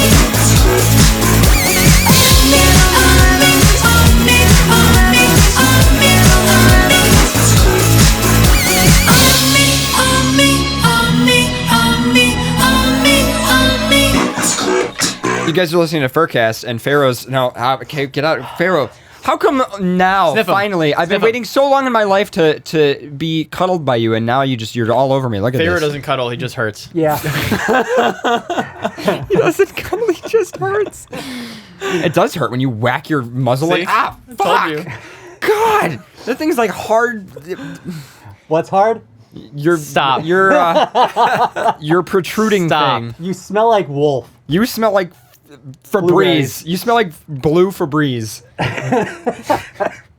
You do. You smell like blue Febreze. Blue Febreze? Yeah. What does blue Febreze Ow. smell like? Dick. What? Dick. What? I'm just Dick. What? Okay. Dick. Yeah. What? I was like, What? dick. What? Dick. What? What? Dick. What? What? I hate you, Pharaoh. What? Okay. What? Hey, What? Pharaoh, hug Yeah. me. Hug me. No. Hug me. I'm gonna rub your body. No. Get Okay, away. good. Start I got touching rid of him. him. Touch him inappropriately. Yeah, if you ever need to get rid of Pharaoh, just molest him. He'll leave you alone. Trust me. That's how Fact. it works. Fact. True fact. Hashtag fact, actually. Fact. So, yeah, there you go. Anyway. Welcome back to FurCast, guys. That was an awesome interview. I'm really glad we pulled that up. So, did we say we were doing emails and news after this? I don't remember. I forgot. What are we doing? I completely forgot. Where are we? I have a quick news article. We were going to do emails, but I Okay. don't think anyone Well, has how about email. this? And I have a news article. CJ, I, and Hark will get an email ready, each of us, while you do a news article. Efficiency! Sorry. I just really needed to read this one because I saw the title and I was just like, this has to be read. Okay. This cannot not be read. It cannot not be read. Not, you have a not. It's funny because you're a fox. Anyway, so go ahead. I'm not Nick.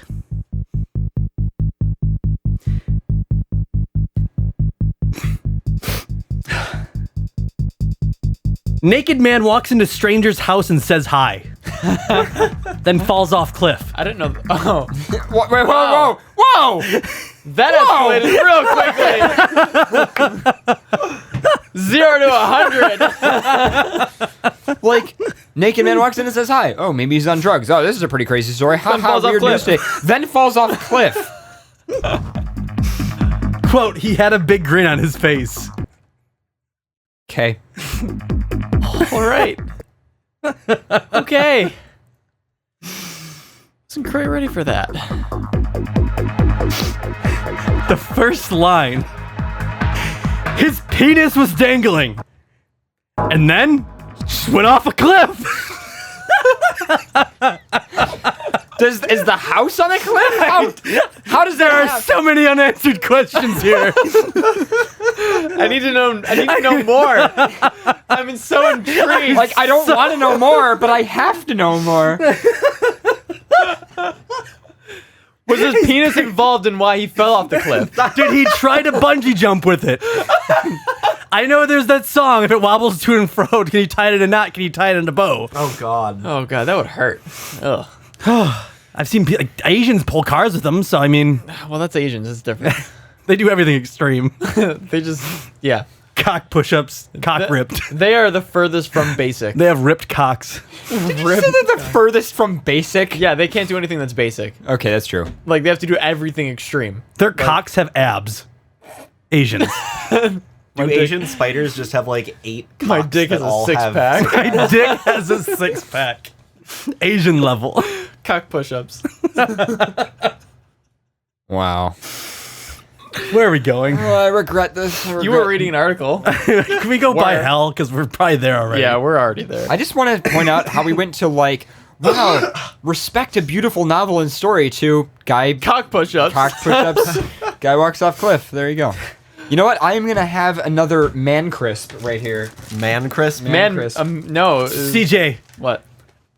I got the greatest idea. Oh, no. Oh, no, my I'm not God. ready. I'm not ready. Okay, go. You know how he had the gooch mirror? Lay it on me. I'm ready. Come on. You can do it. a second. You need me to hold your hand? Bicep cock ring.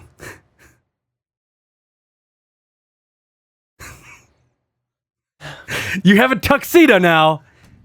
Now your cock can have arms that are ripped.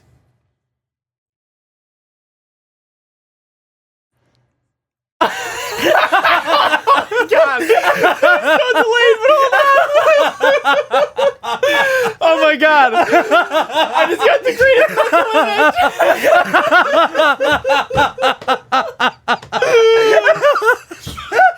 the fucking delay. I just got the most wonderful mental image. Who wants steel? That seriously took me like a while.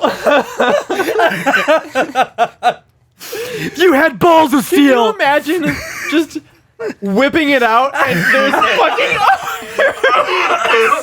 Oh my god. oh my God.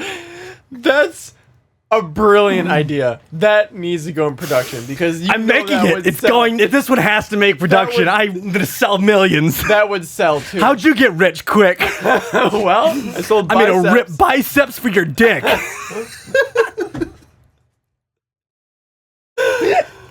Oh my God. We have to. We need a 3D printer ASAP. We need to make this. Revit, I got a model for you. Oh my God, Revit.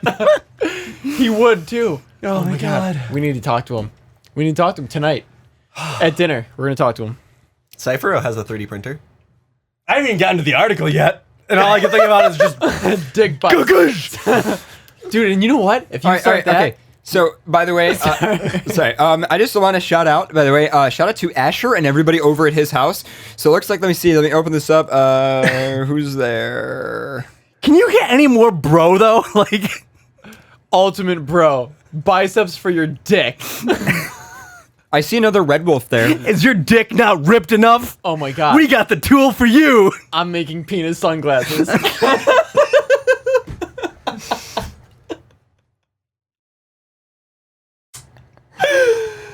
Penis shutter shades. I feel like that's a thing. Did you buy your penis tux yet? No, I didn't. You gotta look classy with your Abe Lincoln top I need to hat. get my cock measured. No, it's one size fits all. Remember? It is. But anyway, so seriously, totally random. Yeah, shout out to all the furries at Asher's house who are watching us live. Apparently, in Asher's living room. I see Asher's living room. Let's see. Oh no! I'm trying to think. I was over. What if you put vibrators in the fists so it was just like? Oh my God! What if it like moved? It was like, and it, like you'd wind it up, and it would. You'd put like a little coin cell battery in it, and it would just like there'd be like a little motor, and it'd That'd be like amazing.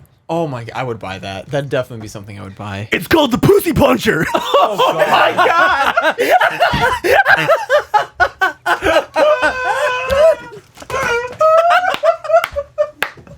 Bye guys. Show's over. Bye. Bye, Barrow.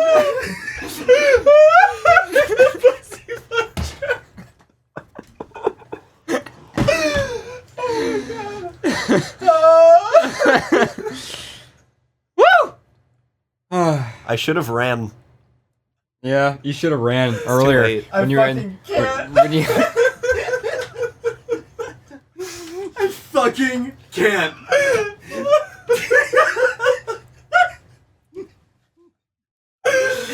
I just can't believe like. I am a marketing genius.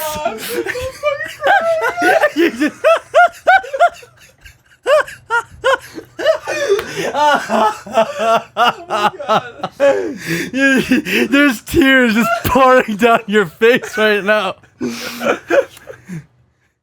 I can't handle that. Oh my God. Okay. We already got branding now. I need a moment. Yeah, can you get me a moment? I need a moment now. Okay. The fucking pussy.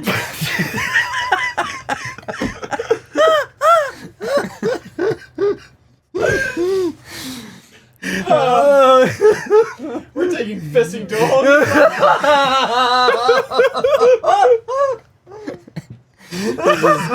Real fisting. This is rooftop material, guys. This is. Oh my god. Holy shit. I can't do this. You can't do life anymore. I'm just done. Life's over. Oh my god. Okay. Okay. I'm back. So back to the article. Yeah, that you were reading. Oh my god.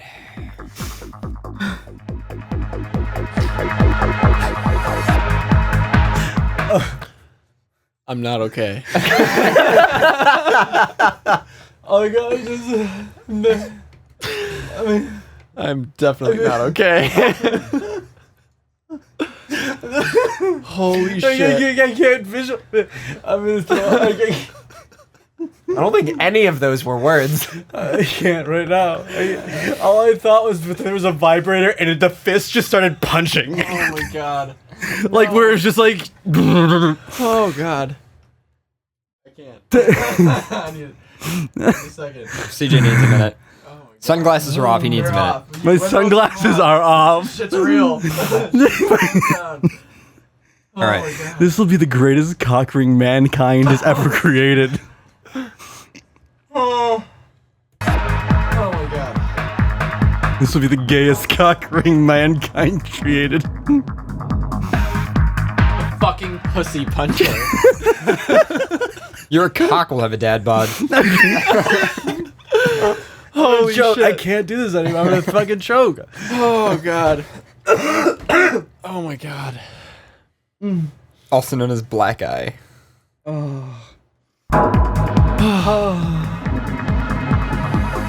Nude boxing. Naked man walks into stranger's home, says hi, falls off cliff. Done. That's it. Oh my god. His penis was dangling, and then there he was, off a cliff. I'm not answering any questions. A man in Pendleton, Oregon, is behind bars. So he lived? Wait, yeah. He just. This must have been a pretty pitiful cliff. Yeah, it was. This is a rough day for this man. Oh my god. After allegedly walking naked into a home of a woman's house he didn't know, saying, "Hi, honey."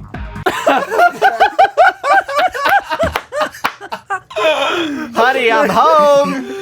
Oh, Lucy. Oh, wow. Wrong house.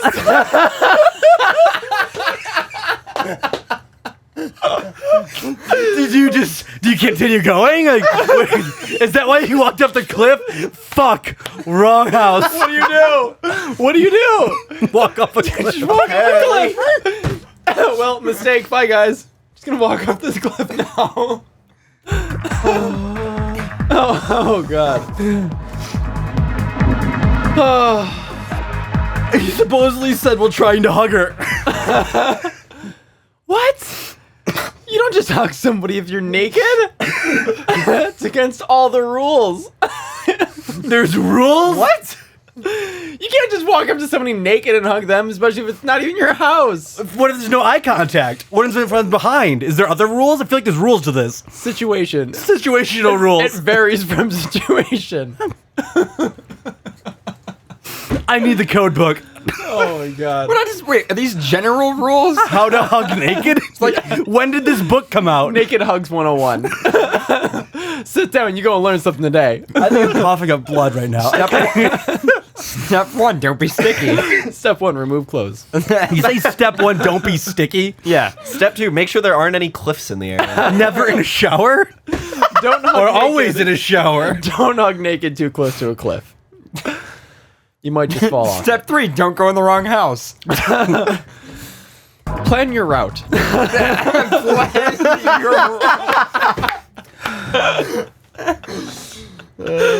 Oh my god. Oh, okay. All right. God.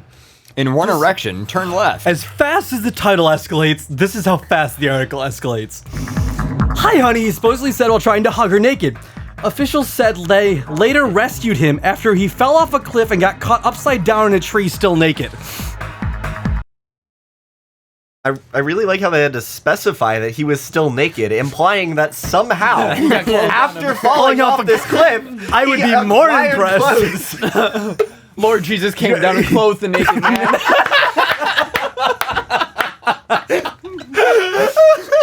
Jesus, please! Robe! Jesus Christos! Jesus Christos! Robe me, Jesus! Robe me. Suddenly, Andrew Christian underwear. Oh my god. Wow. Okay. All right. I don't even know how I can read more of this article right now. Gail Wilson was at home eating soup. Quiet evening at home.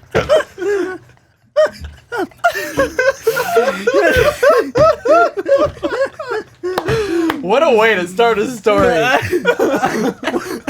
Honey, you have no idea what's coming next. Sweetie, I was at home eating soup. When all of a sudden, Oh my god. All of a sudden, so much sausage.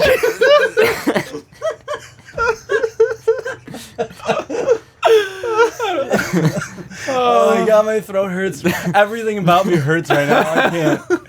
I don't know how I can go on with life. Okay. All right. okay. More. Gail was home eating soup Saturday afternoon when a naked man just appeared in her doorway. He had a big grin on his face. She told the East Or getting a newspaper. He came walking towards me with his arms wide open. I must have been something in that soup. I kept screaming, "Get away from me! No, get out of my house!"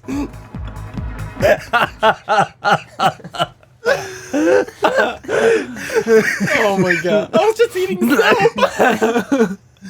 How often can you say that a naked man just shows up in your doorway like a telegram message trying to hug you? No, get away! Oh my god. I don't know what I would do. I would be like, do I hug him? Is it rude not to hug him? Why is he naked in my doorway? Is this like a sign from God, or is this? It said he just appeared. Like he just 1 second he wasn't there, the next. What if this was Jesus?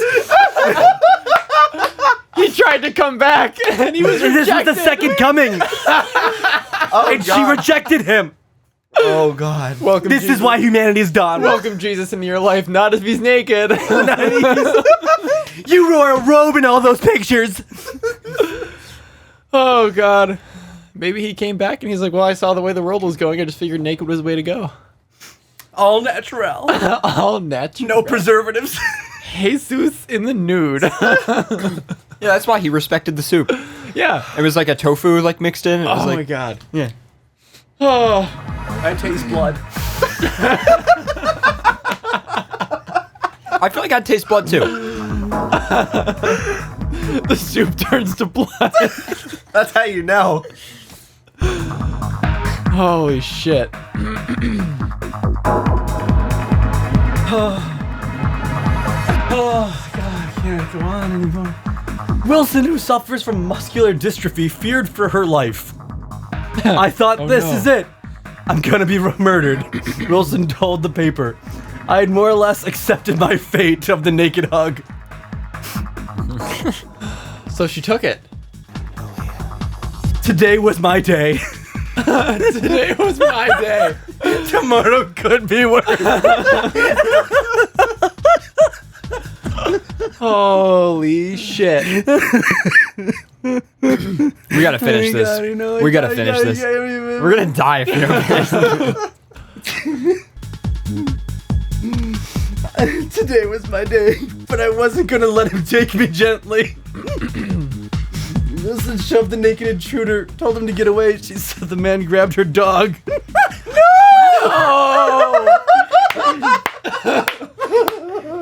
Someone ever grab the dog. The naked man grabbed my dog. How does this story exist? What is going on with the world? This has got to be made up. This is not made up. This is legit. No, this is legit. This isn't even an Onion story. I want whatever drugs they were on, because that sounds like a great time. Pharaoh is sobbing. Naked men giving hugs and grabbing dogs. Sounds like a convention.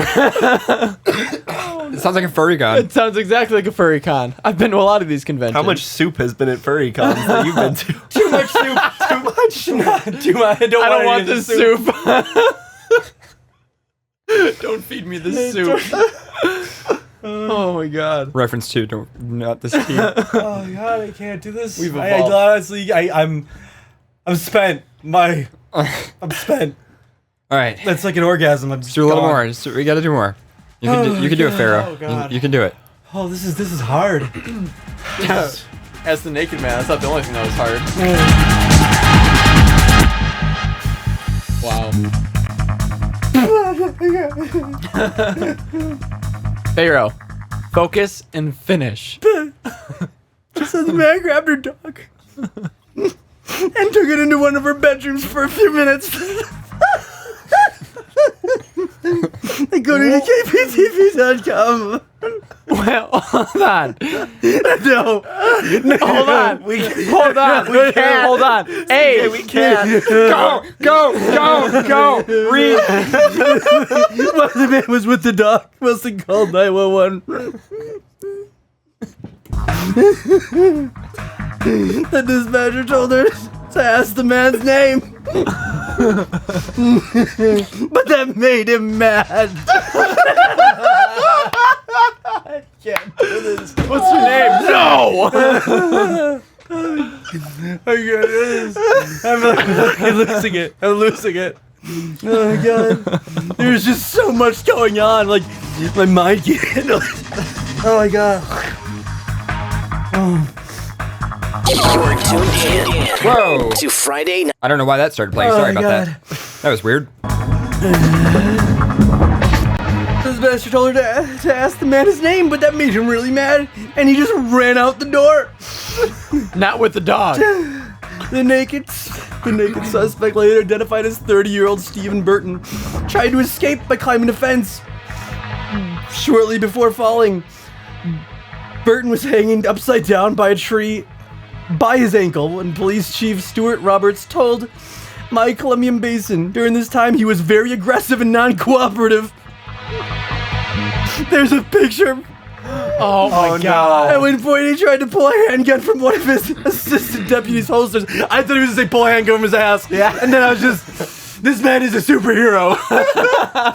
He has come to Earth. I can't do this. What the fuck? Oh my god. All right, let's see this.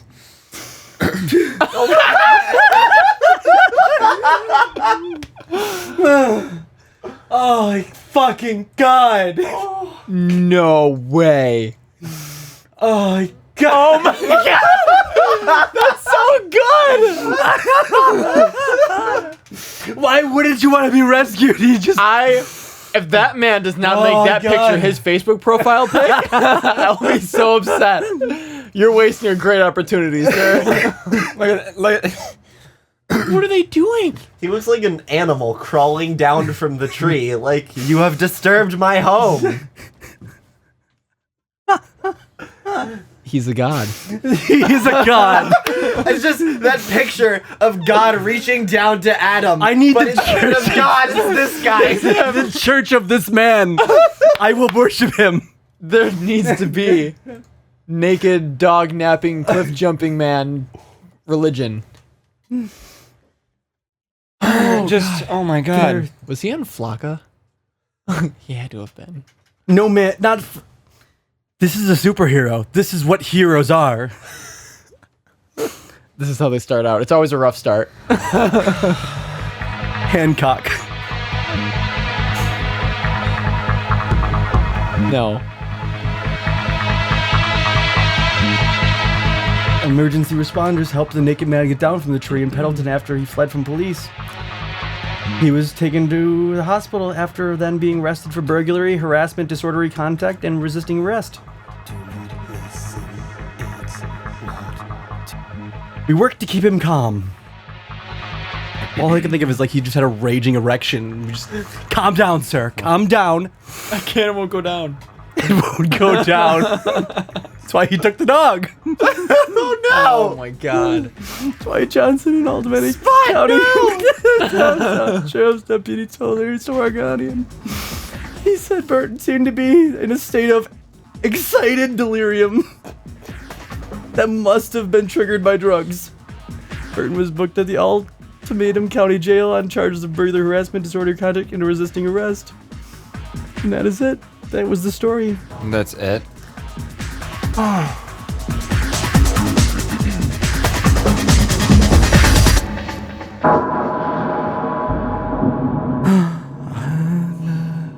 That was a lot.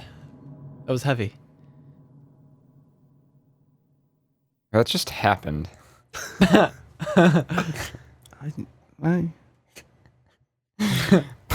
Pussy puncher. I was just gonna say. The pussy puncher. Naked man walks into a house. Says hi. Hello. Falls off cliff. There's a little bit more than that. Hello. It's me.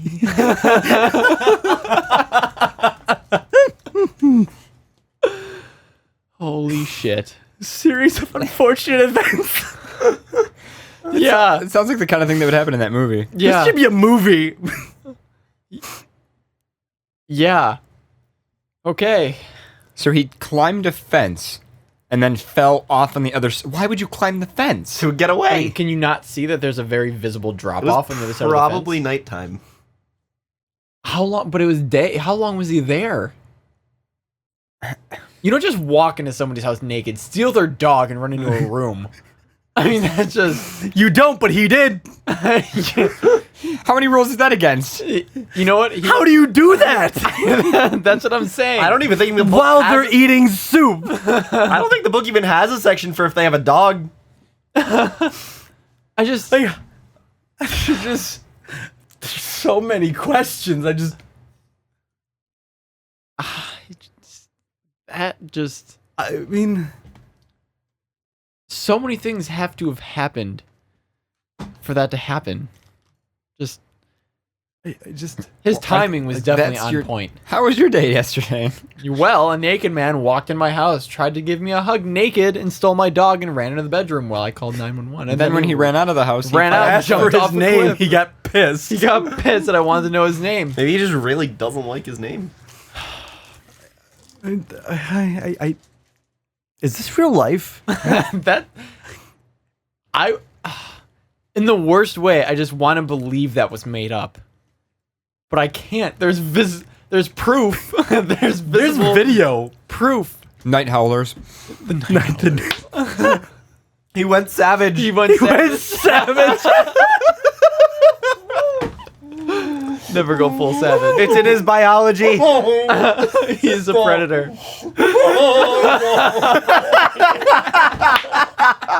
No!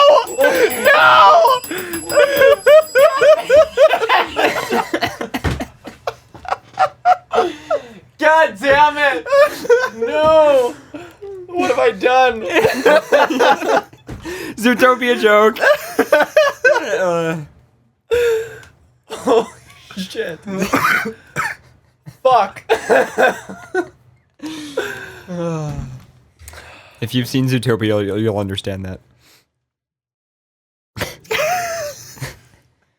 We should just not do FurCast anymore. I think we're just done here. You know what? 130 episodes. I think that's good, guys. Or 230. Why don't we just, if I become unhealthy later in life and I'm gonna die of a heart attack, it's gonna be on the show. Like, I feel like of all the places to die of a heart attack from stress, it's gonna be here. I'm just gonna nope out and. Oh my god, it's just, I'm speaking in tongues because I'm just trying to picture the timeline. Like, she said no. He's like, fine, dog. Like, what's your name? No. How do you just pick up a dog and just go to a room and lock yourself in? Oh my god. Won't give me a hug, I'm gonna steal your dog. I like how they don't say what happened to the dog. The dog's traumatized, okay? What? No, once it's in the room. He's in therapy. Did he take the dog with him? Like, once the dog's in the room, we don't know what happened. Dean will never know. The dog didn't go over the cliff, right? I hope not. That's my biggest concern. The dog didn't go over the I love cliff. how he took the dog and went into a locked room. In her house. Like, nope, went into a bedroom, closed the door, locked. Holy fuck. I don't know what I would do if that happened to me. Like, I honestly, there is nothing in my life that has prepared me for a moment like that. Like, nothing in schooling, news, media, nothing prepares you in life for this. Nothing does. Lock your doors. Hide your kids, hide your wife. How do we move on from this? How do we... We need a third break. And then, emails. Quite legitimately, I feel like that's necessary. I wasn't expecting that. I didn't pre-read this article. This was my first. This was my first. On so many levels. Multiple cherries were popped. Yes. Holy shit. Wow. Okay. I feel like my mind has been fisted. Okay. All right. One more break? Yeah. I need a song. Yeah. Something happy. I guess we're listening to FurCast Can we live have at XBN. SpongeBob? Can I have like friend song? Can I be friends with my life again? Can I have a friend? Can someone hold me? Hold on. Sure. All I need is love. I'm trying to... You mean the fun song? Yeah. What do you mean fun? Fun spawn. Fun. Oh my god. Oh. Yeah, I was gonna do. I don't know. I don't know if I have it actually. What happened to your whole SpongeBob collection? I know. F dot. Maybe There. I'll try that. What? Where is it? Near the bottom. Near the bottom. Cool. Got it. Here we go. F is for friends who do stuff together. U is for you and me. N is for anywhere and anytime at all. Down here in the deep blue sea. F is for fire that burns down the whole town. U's for uranium bombs. N is for no survivors when you're... Plankton. Those things aren't what fun is all about. Now, do it like this. F is for friends who do stuff. Never. That's completely idiotic. Here, let me help you. F is for friends who do stuff together. U is for you and me. Try it! N is for anywhere and anytime at all. Down here in the deep blue sea. Wait, I don't understand this. I feel all tingly inside. Should we stop? No, that's how you're supposed to feel. Well, I like it. Let's do it again! Okay! F is for frolic through all the flowers. U is for ukulele. N is for nose picking, sharing gum and sand licking here with my best buddy.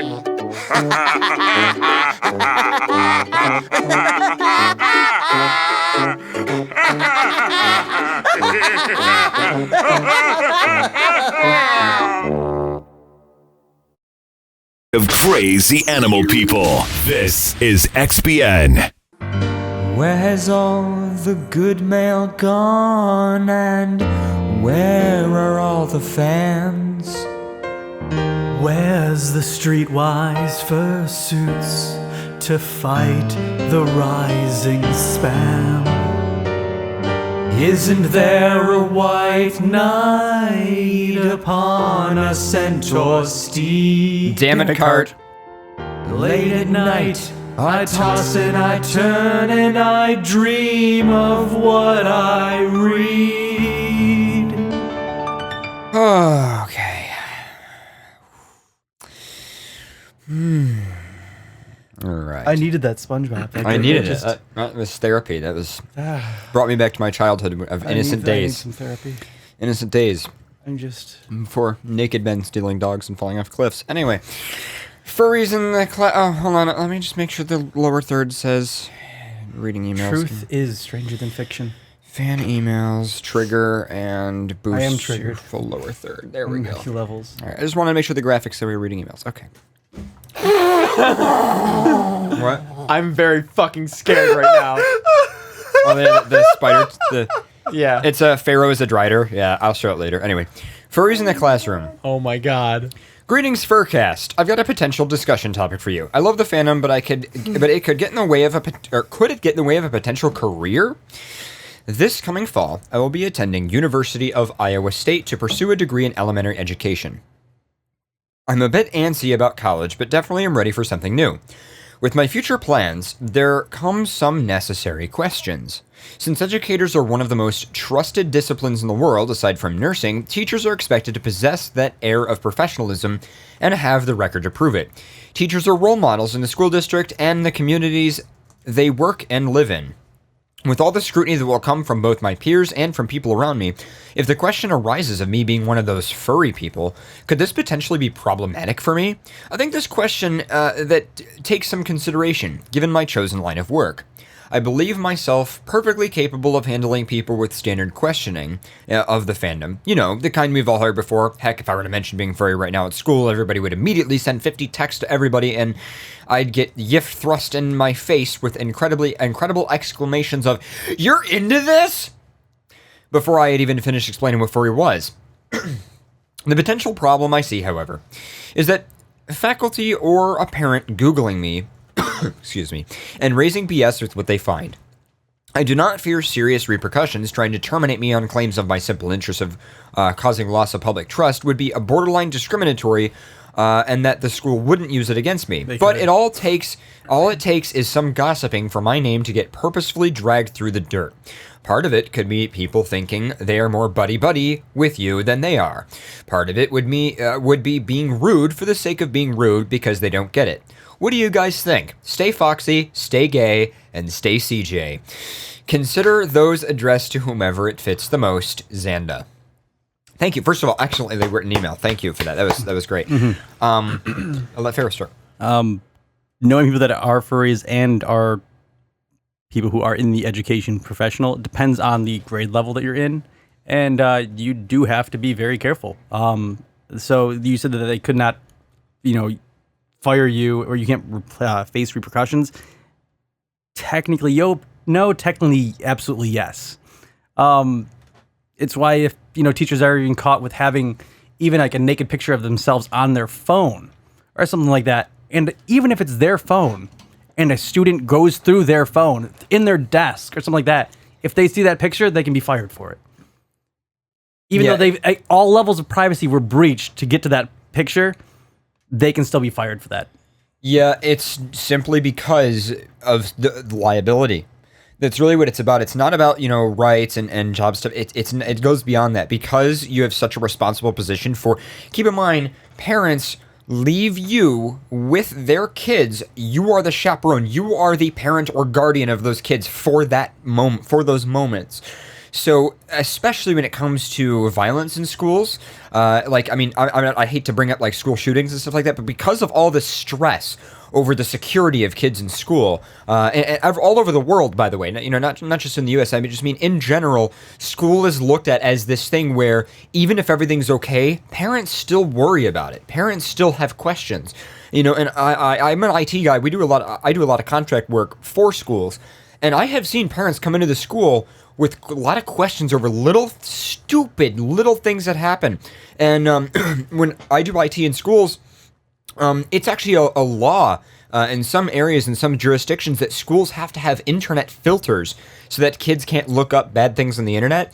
And recently, it was actually kind of funny. I had a substitute teacher come into the IT office of one of the schools that I do work at and say, "Well, how come a kid in the computer lab looked up dicks?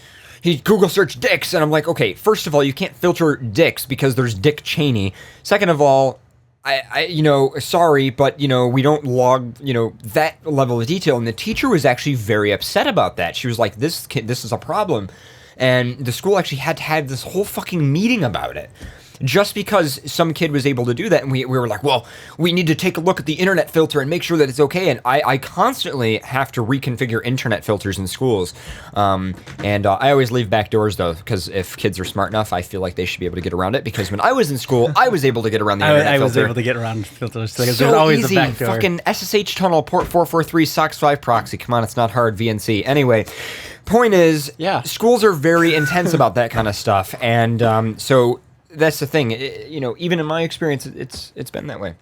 Yeah, so it's one of those things that you have to be careful of what grade you're teaching. If you're teaching college level courses, no, you can do whatever the fuck you want. I mean, you're pretty much free to do. You're teaching adults, I should say. But on that level, there's nothing you really have to worry about. But if you're teaching, grade school kids, then yes.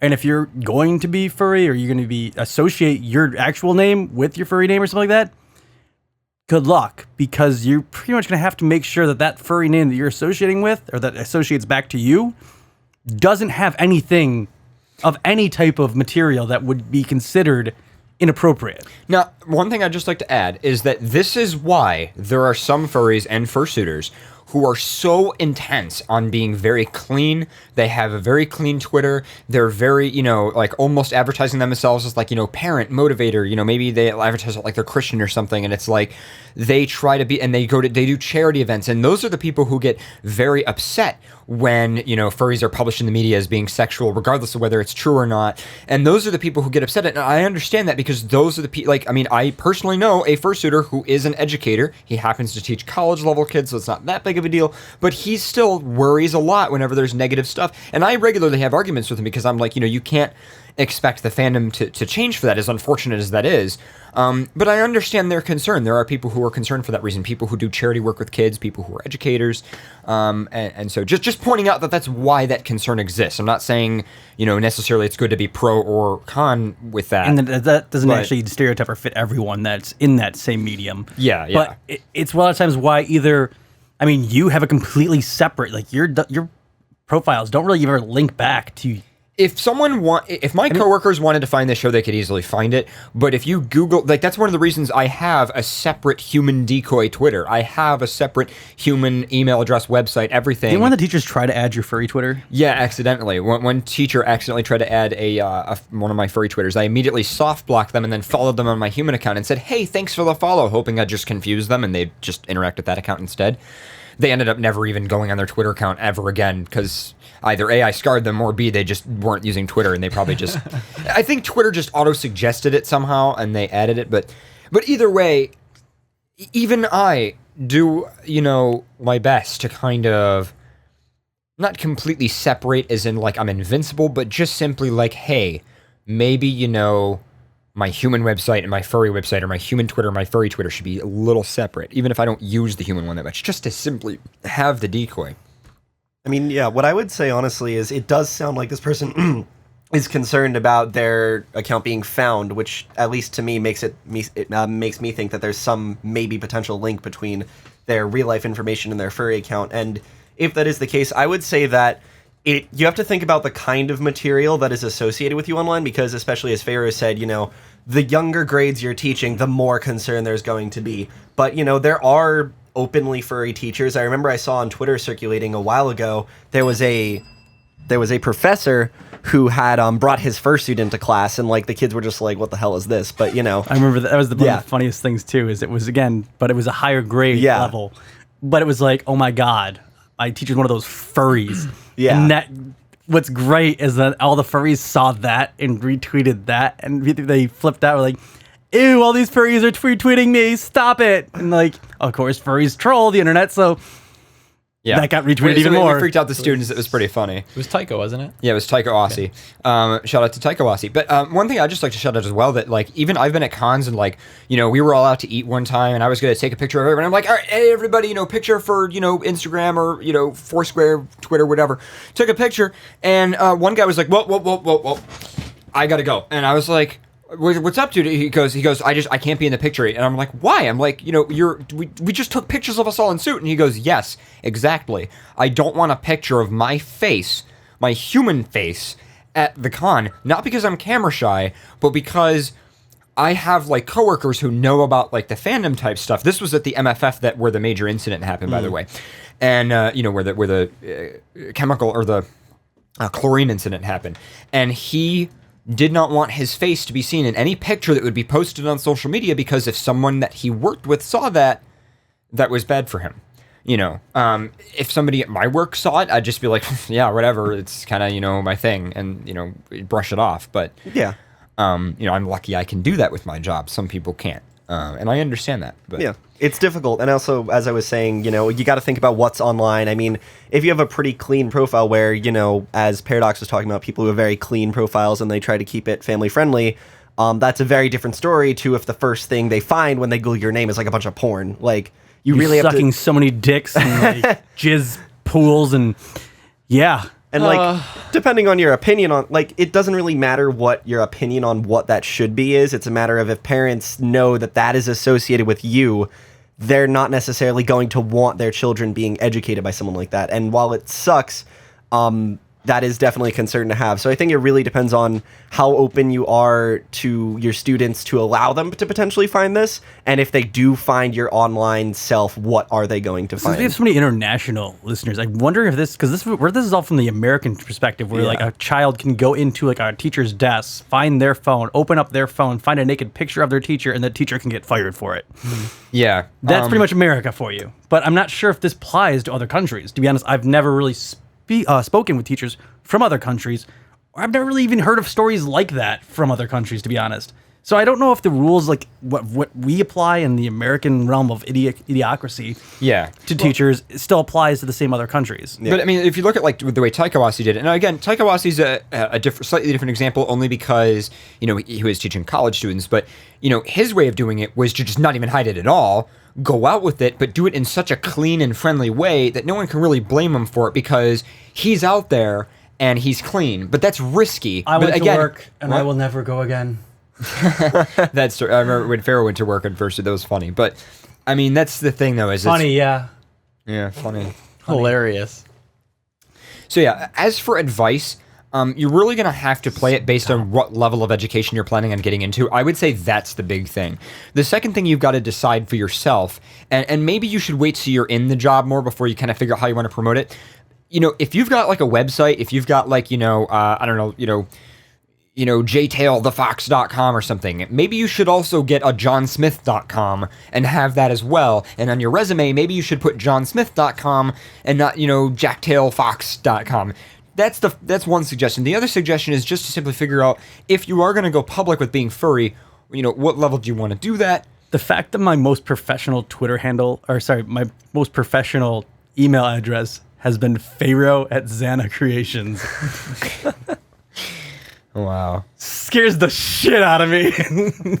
I have my real name. I have Caleb at calebcarges.info. I don't. I have Paradox at paradoxwolf.info, and I have Paradox at FurCast.fm, Paradox at XanaCreations.com, admin at XanaCreations.com, studio at XanaCreations.com. I applied to my work with my Pharaoh email.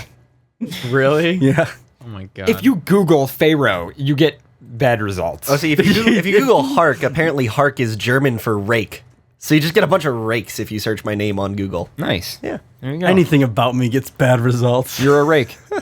You're a rake, Gennett. Rake printer. Rake print. I print rakes. I print rakes. 3D printing. 3D print rakes. Yeah. By the way, his Twitter is CMYK_Gennett. No underscore. Or no underscore? No underscore. CMYK Gennett. Yeah. CMYK Gennett. That's why we joke that he's a printer Gennett.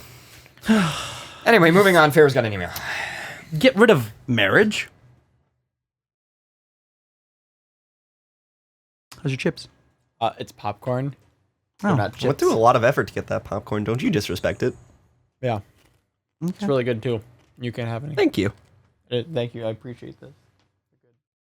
No, you know what? Go put fists on your dick. Punch some pussies. I'm gonna punch all the pussies. The pussy puncher. It's all about how you say pussy. You could punch anuses to a whole new level. Oh my god. I'm gonna give you a butt punch. A pucker punch. Fuck.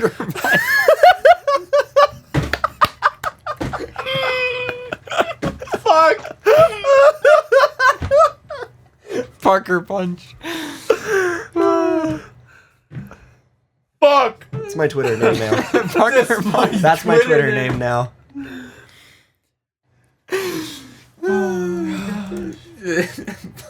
I just need to just get that one out of my head.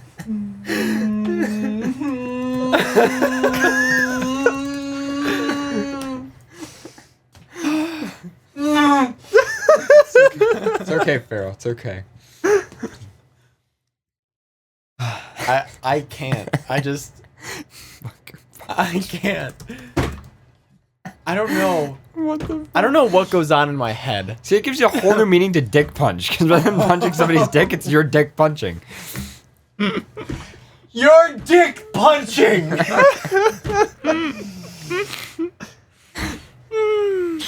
You try to go to follow me on Twitter right now, you'll know it's me because the name is Fucker Punch. Hey, you're typing on your computer. No, I'm just kidding. I would have laughed so hard if you had like typed something. Pretty sure I inhaled popcorn. Someone said the new Iron Man. Oh my god.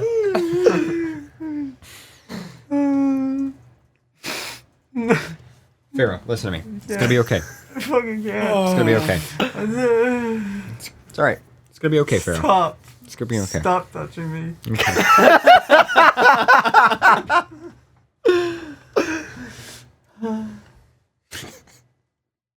I want to go home.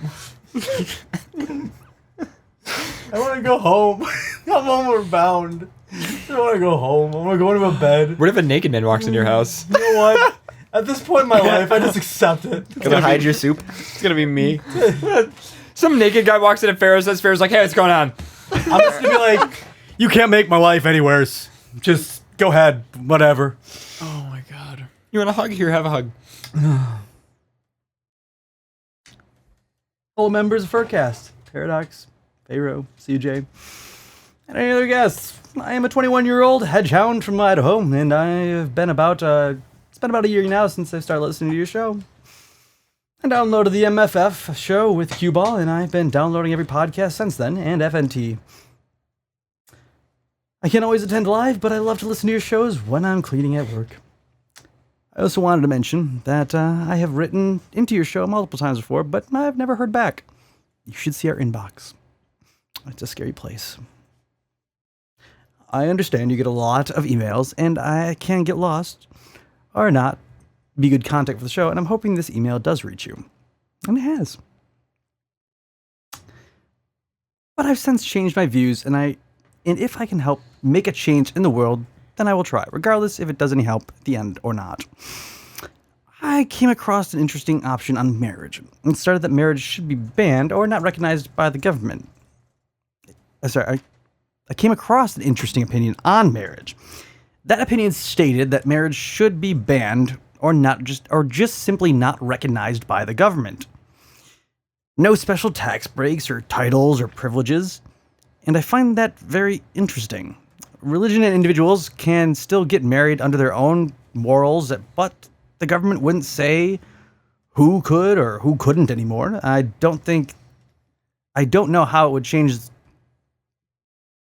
or work economically or socially, but it would certainly help polyamorous and gay relationships, or I guess really any kind of marriage in minorities as well. I hope this makes sense, or maybe it's just thought-provoking. I know politics are controversial and people shy away from bringing it up, but I think they are also important. Will any of you be voting for a president? Let's not talk about that. Donald Trump, 2016. Burn the world. I think you can figure out which one we're not voting for. Yeah, I think you can figure out which one we're not voting for. Wow, what's wrong with Trump? Twinks Stop. for Trump. It's not even fun. Twinks for Trump. I'm a twink for Trump. We take pictures. Yeah. For Trump. For Trump. The apocalypse you've wanted. Trump, 2016. Trump is the naked man that walked into the house. Oh, probably was. Well, he's definitely the naked man that walked into our election, so. Wow. Does voting not matter because of the Electoral College? Is it pointless, or is it just not powerful? Depends on if you're in a swing state or not. Yep. Swing state, it is very powerful. Non-swing state, it has no effect, really. Well, there's other things you can vote for, like local elections. Local, yes, has a lot more sway. Yeah, there's still reasons to vote. Mm-hmm. Yeah. Also, definitely vote in primaries. That's important. Yeah, primaries are important. Really? It's kind of just like a political... Depends on where you live.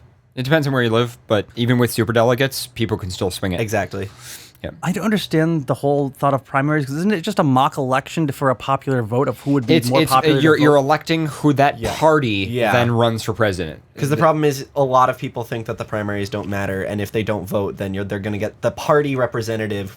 Like, for example, the big thing now is because like Bernie is running against Hillary as front runners in the Democratic Party, every primary in every state is determining who that state wants to be the front runner for the Democratic Party. So if you care about one winning and you're just like, oh, well, I'm not going to vote, it doesn't matter, then that might make a difference, and the other person might get picked. This is the only time I've actually seen where a primary actually had an impact. Like every other time, I've never really seen the primary, because it was already kind of determined. Can I just say, can we move on? Because I feel like this is not the place for that. Yeah. Sorry. It's all good. Thanks for reading. I hope to send more thought-provoking topics for your way, and hopefully the conversational topics. I was wondering if there would be any part of the show where Phil breaks and no one can be serious. This show. About that. Well, that happened, so. This email was written months ago. Was it really? Oh my god. It was fate. They knew. Fate brought us together. Yo, person who wrote this email, what are the next lottery numbers? Could you, like, send that in? Thanks. Where Pharaoh breaks and no one can be serious. If that's the case, I'll probably be laughing and shaking my head, like Paradox usually does. Regardless, I enjoy the show. I enjoy the views on things, and I hope you enjoy many more nights of fluffy antics. 3, bicker. Okay. So what was the primary, I guess, discussion point of the email? It was talking about getting rid of marriage. Was that it? Yeah, I mean, the big argument with I mean, that's been an argument for a long time, by the way. You know, the whole idea of like, hey, you know, like the whole reason even gay marriage was such a big argument is because you were giving government benefits to people who weren't what gay. What they're saying is, what if you just stop altogether? Right. Doing government benefits altogether. Right, correct. And that has been a big argument for quite a long time, is like, you know, the whole reason gay marriage even mattered was because you were not giving those rights to some people, but giving them to other people. And there were other people who were like, well, wait a minute, why don't we just stop altogether? I'm not sure what I think about that. I'm a person who's very non-monogamous, and I happen to be I happen to be a relationship. Hold on a second. I happen to be a relationship anarchist. So for me, marriage and even monogamy in general is a very foreign concept in my mind. On top of that, because I'm such like growing up so independent, and it's been a lot of like that type of stuff for me.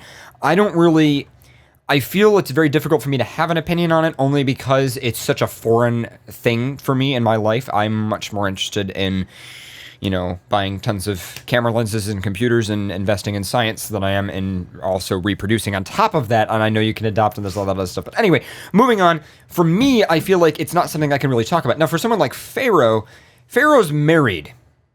So for him, I feel like, you know, you might be able to kind of think that through a little more. But then again, now I realize one of the primary reasons you got married was the benefits. So that's really what it comes down to is, you know... That's why I got married sooner than would be normally. Right, you wanted to get married because you love your wife, but also because of the benefits. That's why you did it so quickly. You have a wife? I have a wife. I thought you were gay. You just broke CJ's heart. I'm gay for her. Yeah, you did. Yeah, actually, you are gay for her because you're into pegging. Stop. Anyway. Oh! Anyway, so... Happy International Women's Appreciation Day. Nope. Nope. Still one of the best scenes. How did you not like that movie? I thought the movie's... I thought... You had to have laughed. I thought it was an incredible movie. It's just not my type of movie. I know you laughed. That was funny, though. I know you laughed. Like, there were a lot of funny jokes in that. Oh my gosh. Yeah, but it just wasn't my thing. This is a fourth wall break and a fourth wall break. That was funny like too. 16 walls. 16 walls. But anyway, so Yeah, with the whole marriage thing, I mean, again, you know what? I'll actually say this.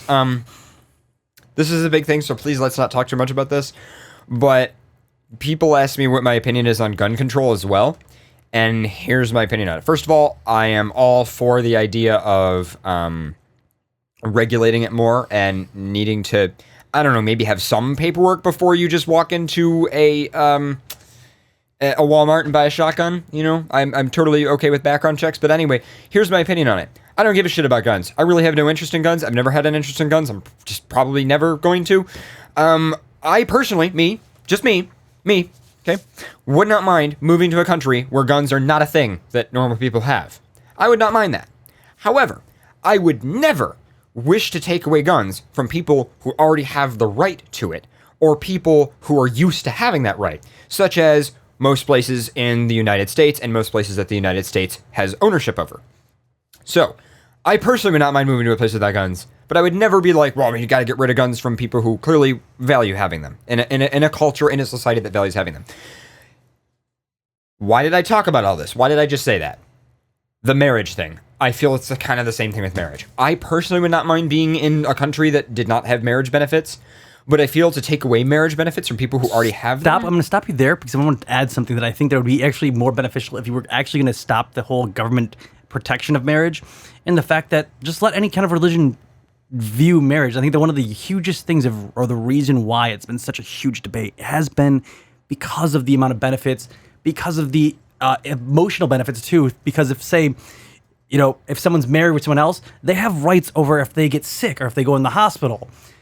And a lot of times with a lot of gay marriages, there was not that right. So they pretty much were now having a makeshift fake marriage, even though they were legally documented married. But if your spouse or your, husband was in the hospital dying of something terminally ill, you didn't have any control. You couldn't see them. You couldn't determine, what their fate was. Well, that was a really huge thing. So revert back to what I was trying to say. Is, to be honest, I feel like there should have been of household benefits. So it didn't matter if you were married, one or two people.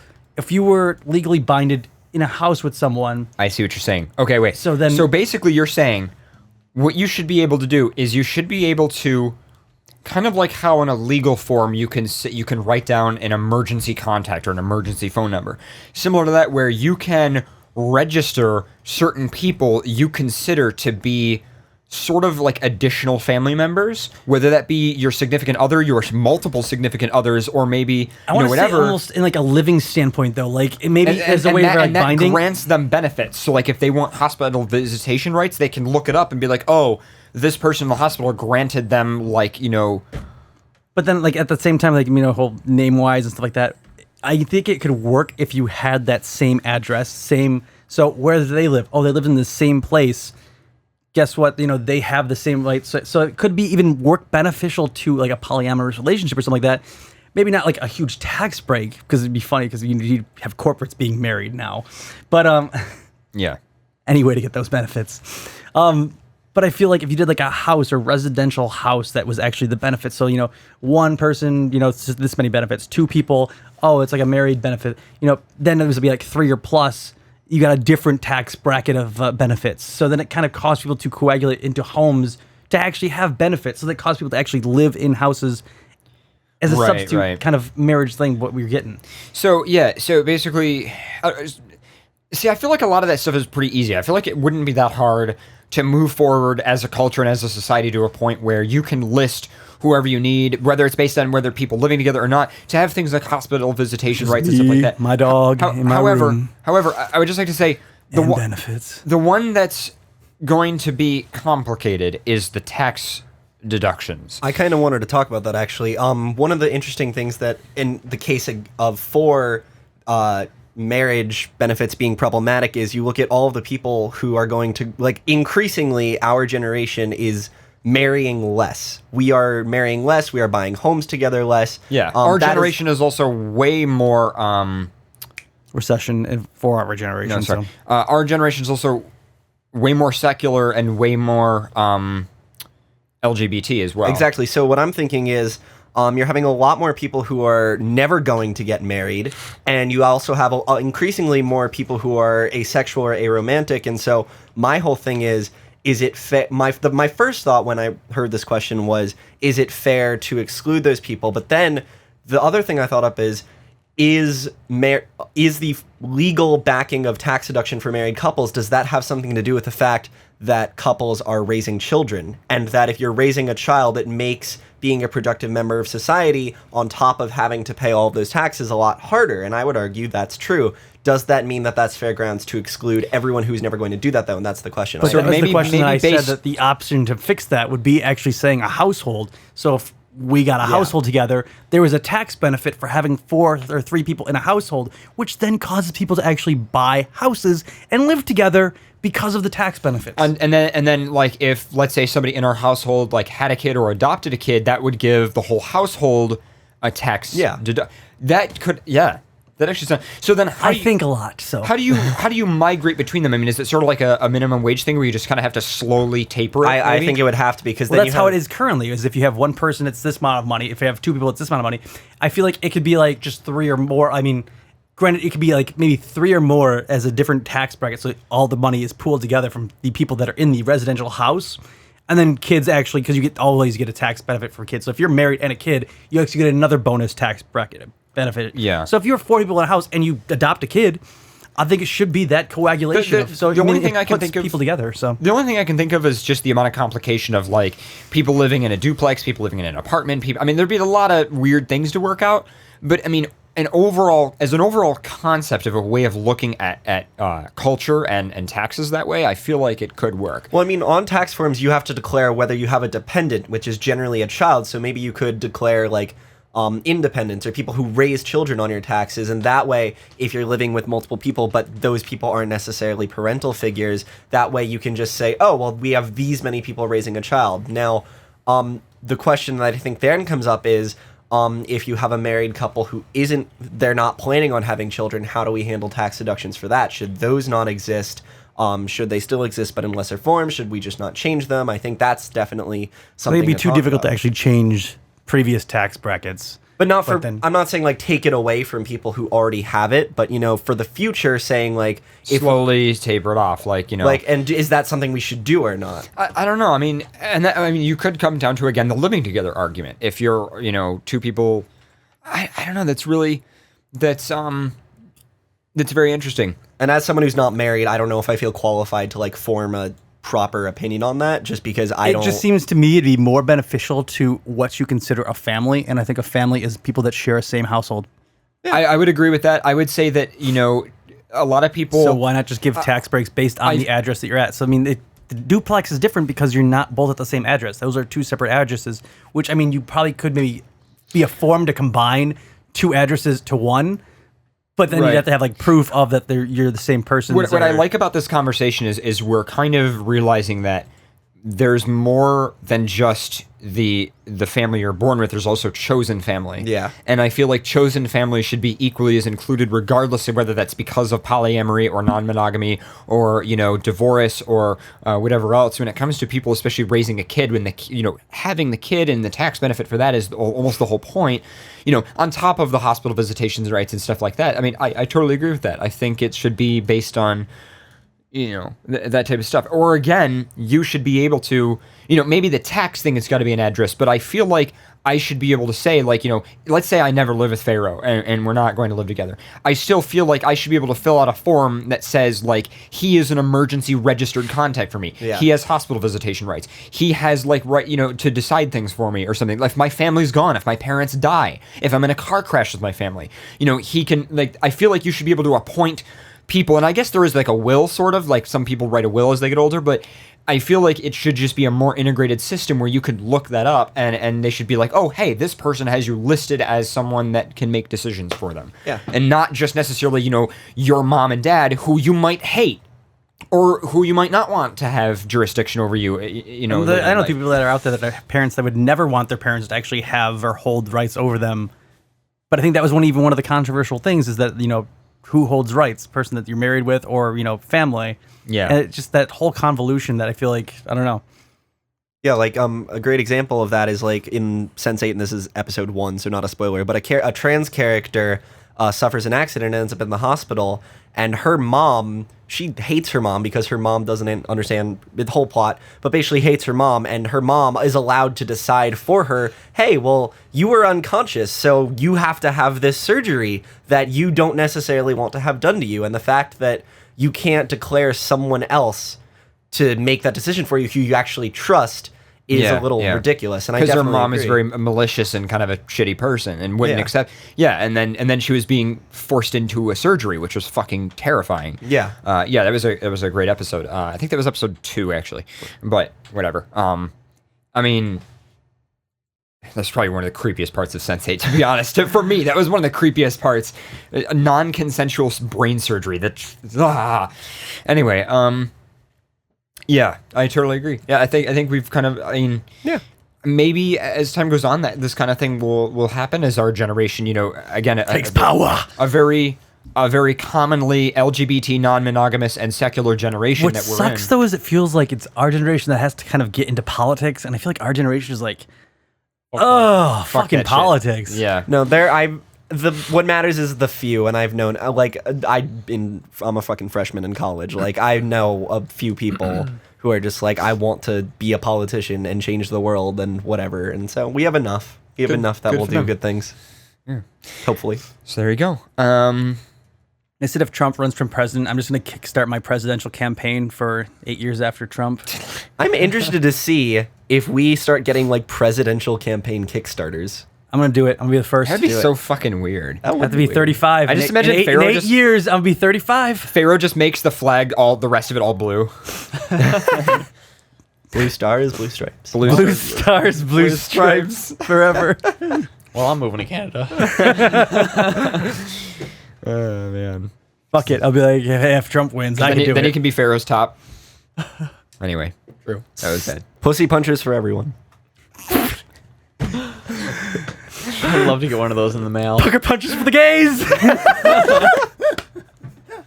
Universal. They're universal. Yeah. Use them on any orifice.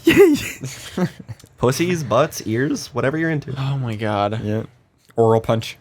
Oral punch. Oral B. That's just a regular punch. Oral B. You just Oral. It's not a regular punch. It's your dick. Oral Oh, D. true. That's That's oral. just oral sex. Oral D. Oral. No. D. No, we got to think of something. We don't have to think of anything. Yeah. This thought process is done. Over. Stop. I'm gonna rip this condom. Condom punch. I don't know. My dick's too ripped for this. God. I can't. I'm done. No condom can hold me. Hulk Hogan. Oh God. You're on your own with this one, Pharaoh. Muzzle New sex punch. tape. Stop. Stop now. Move on. Kind of like muzzle punch. I agree. Stop. Get an email. Someone get an email. Can we?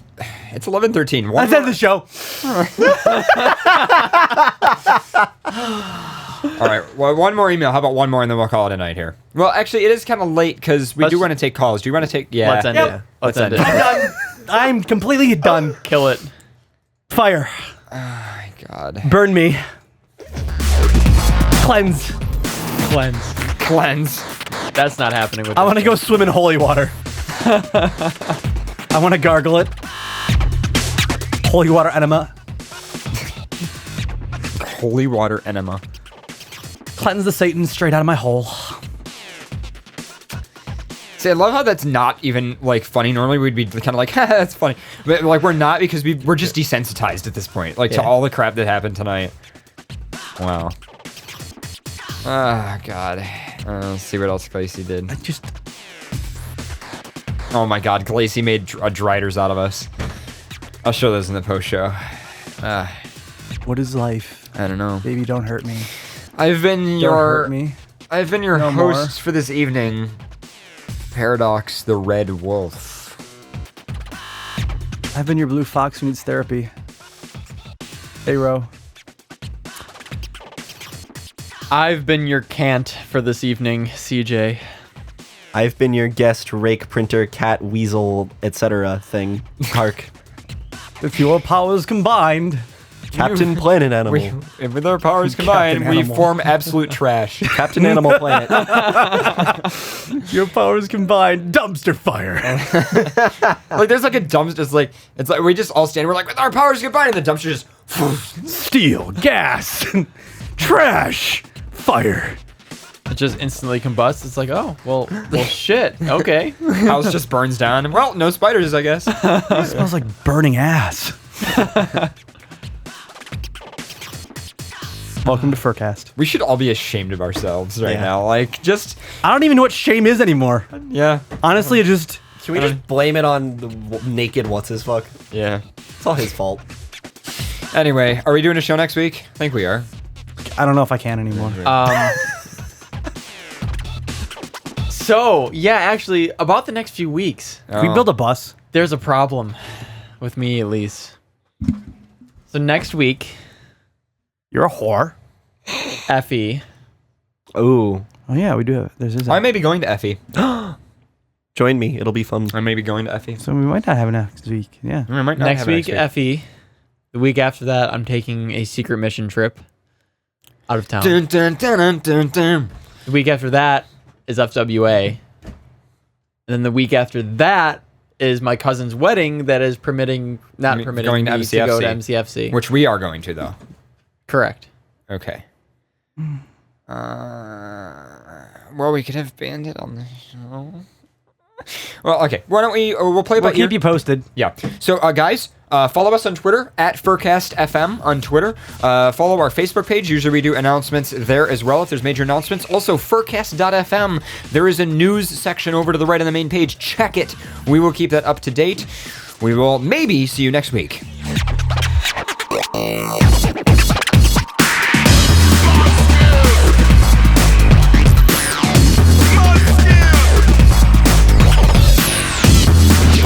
This is the Zana Broadcasting Network.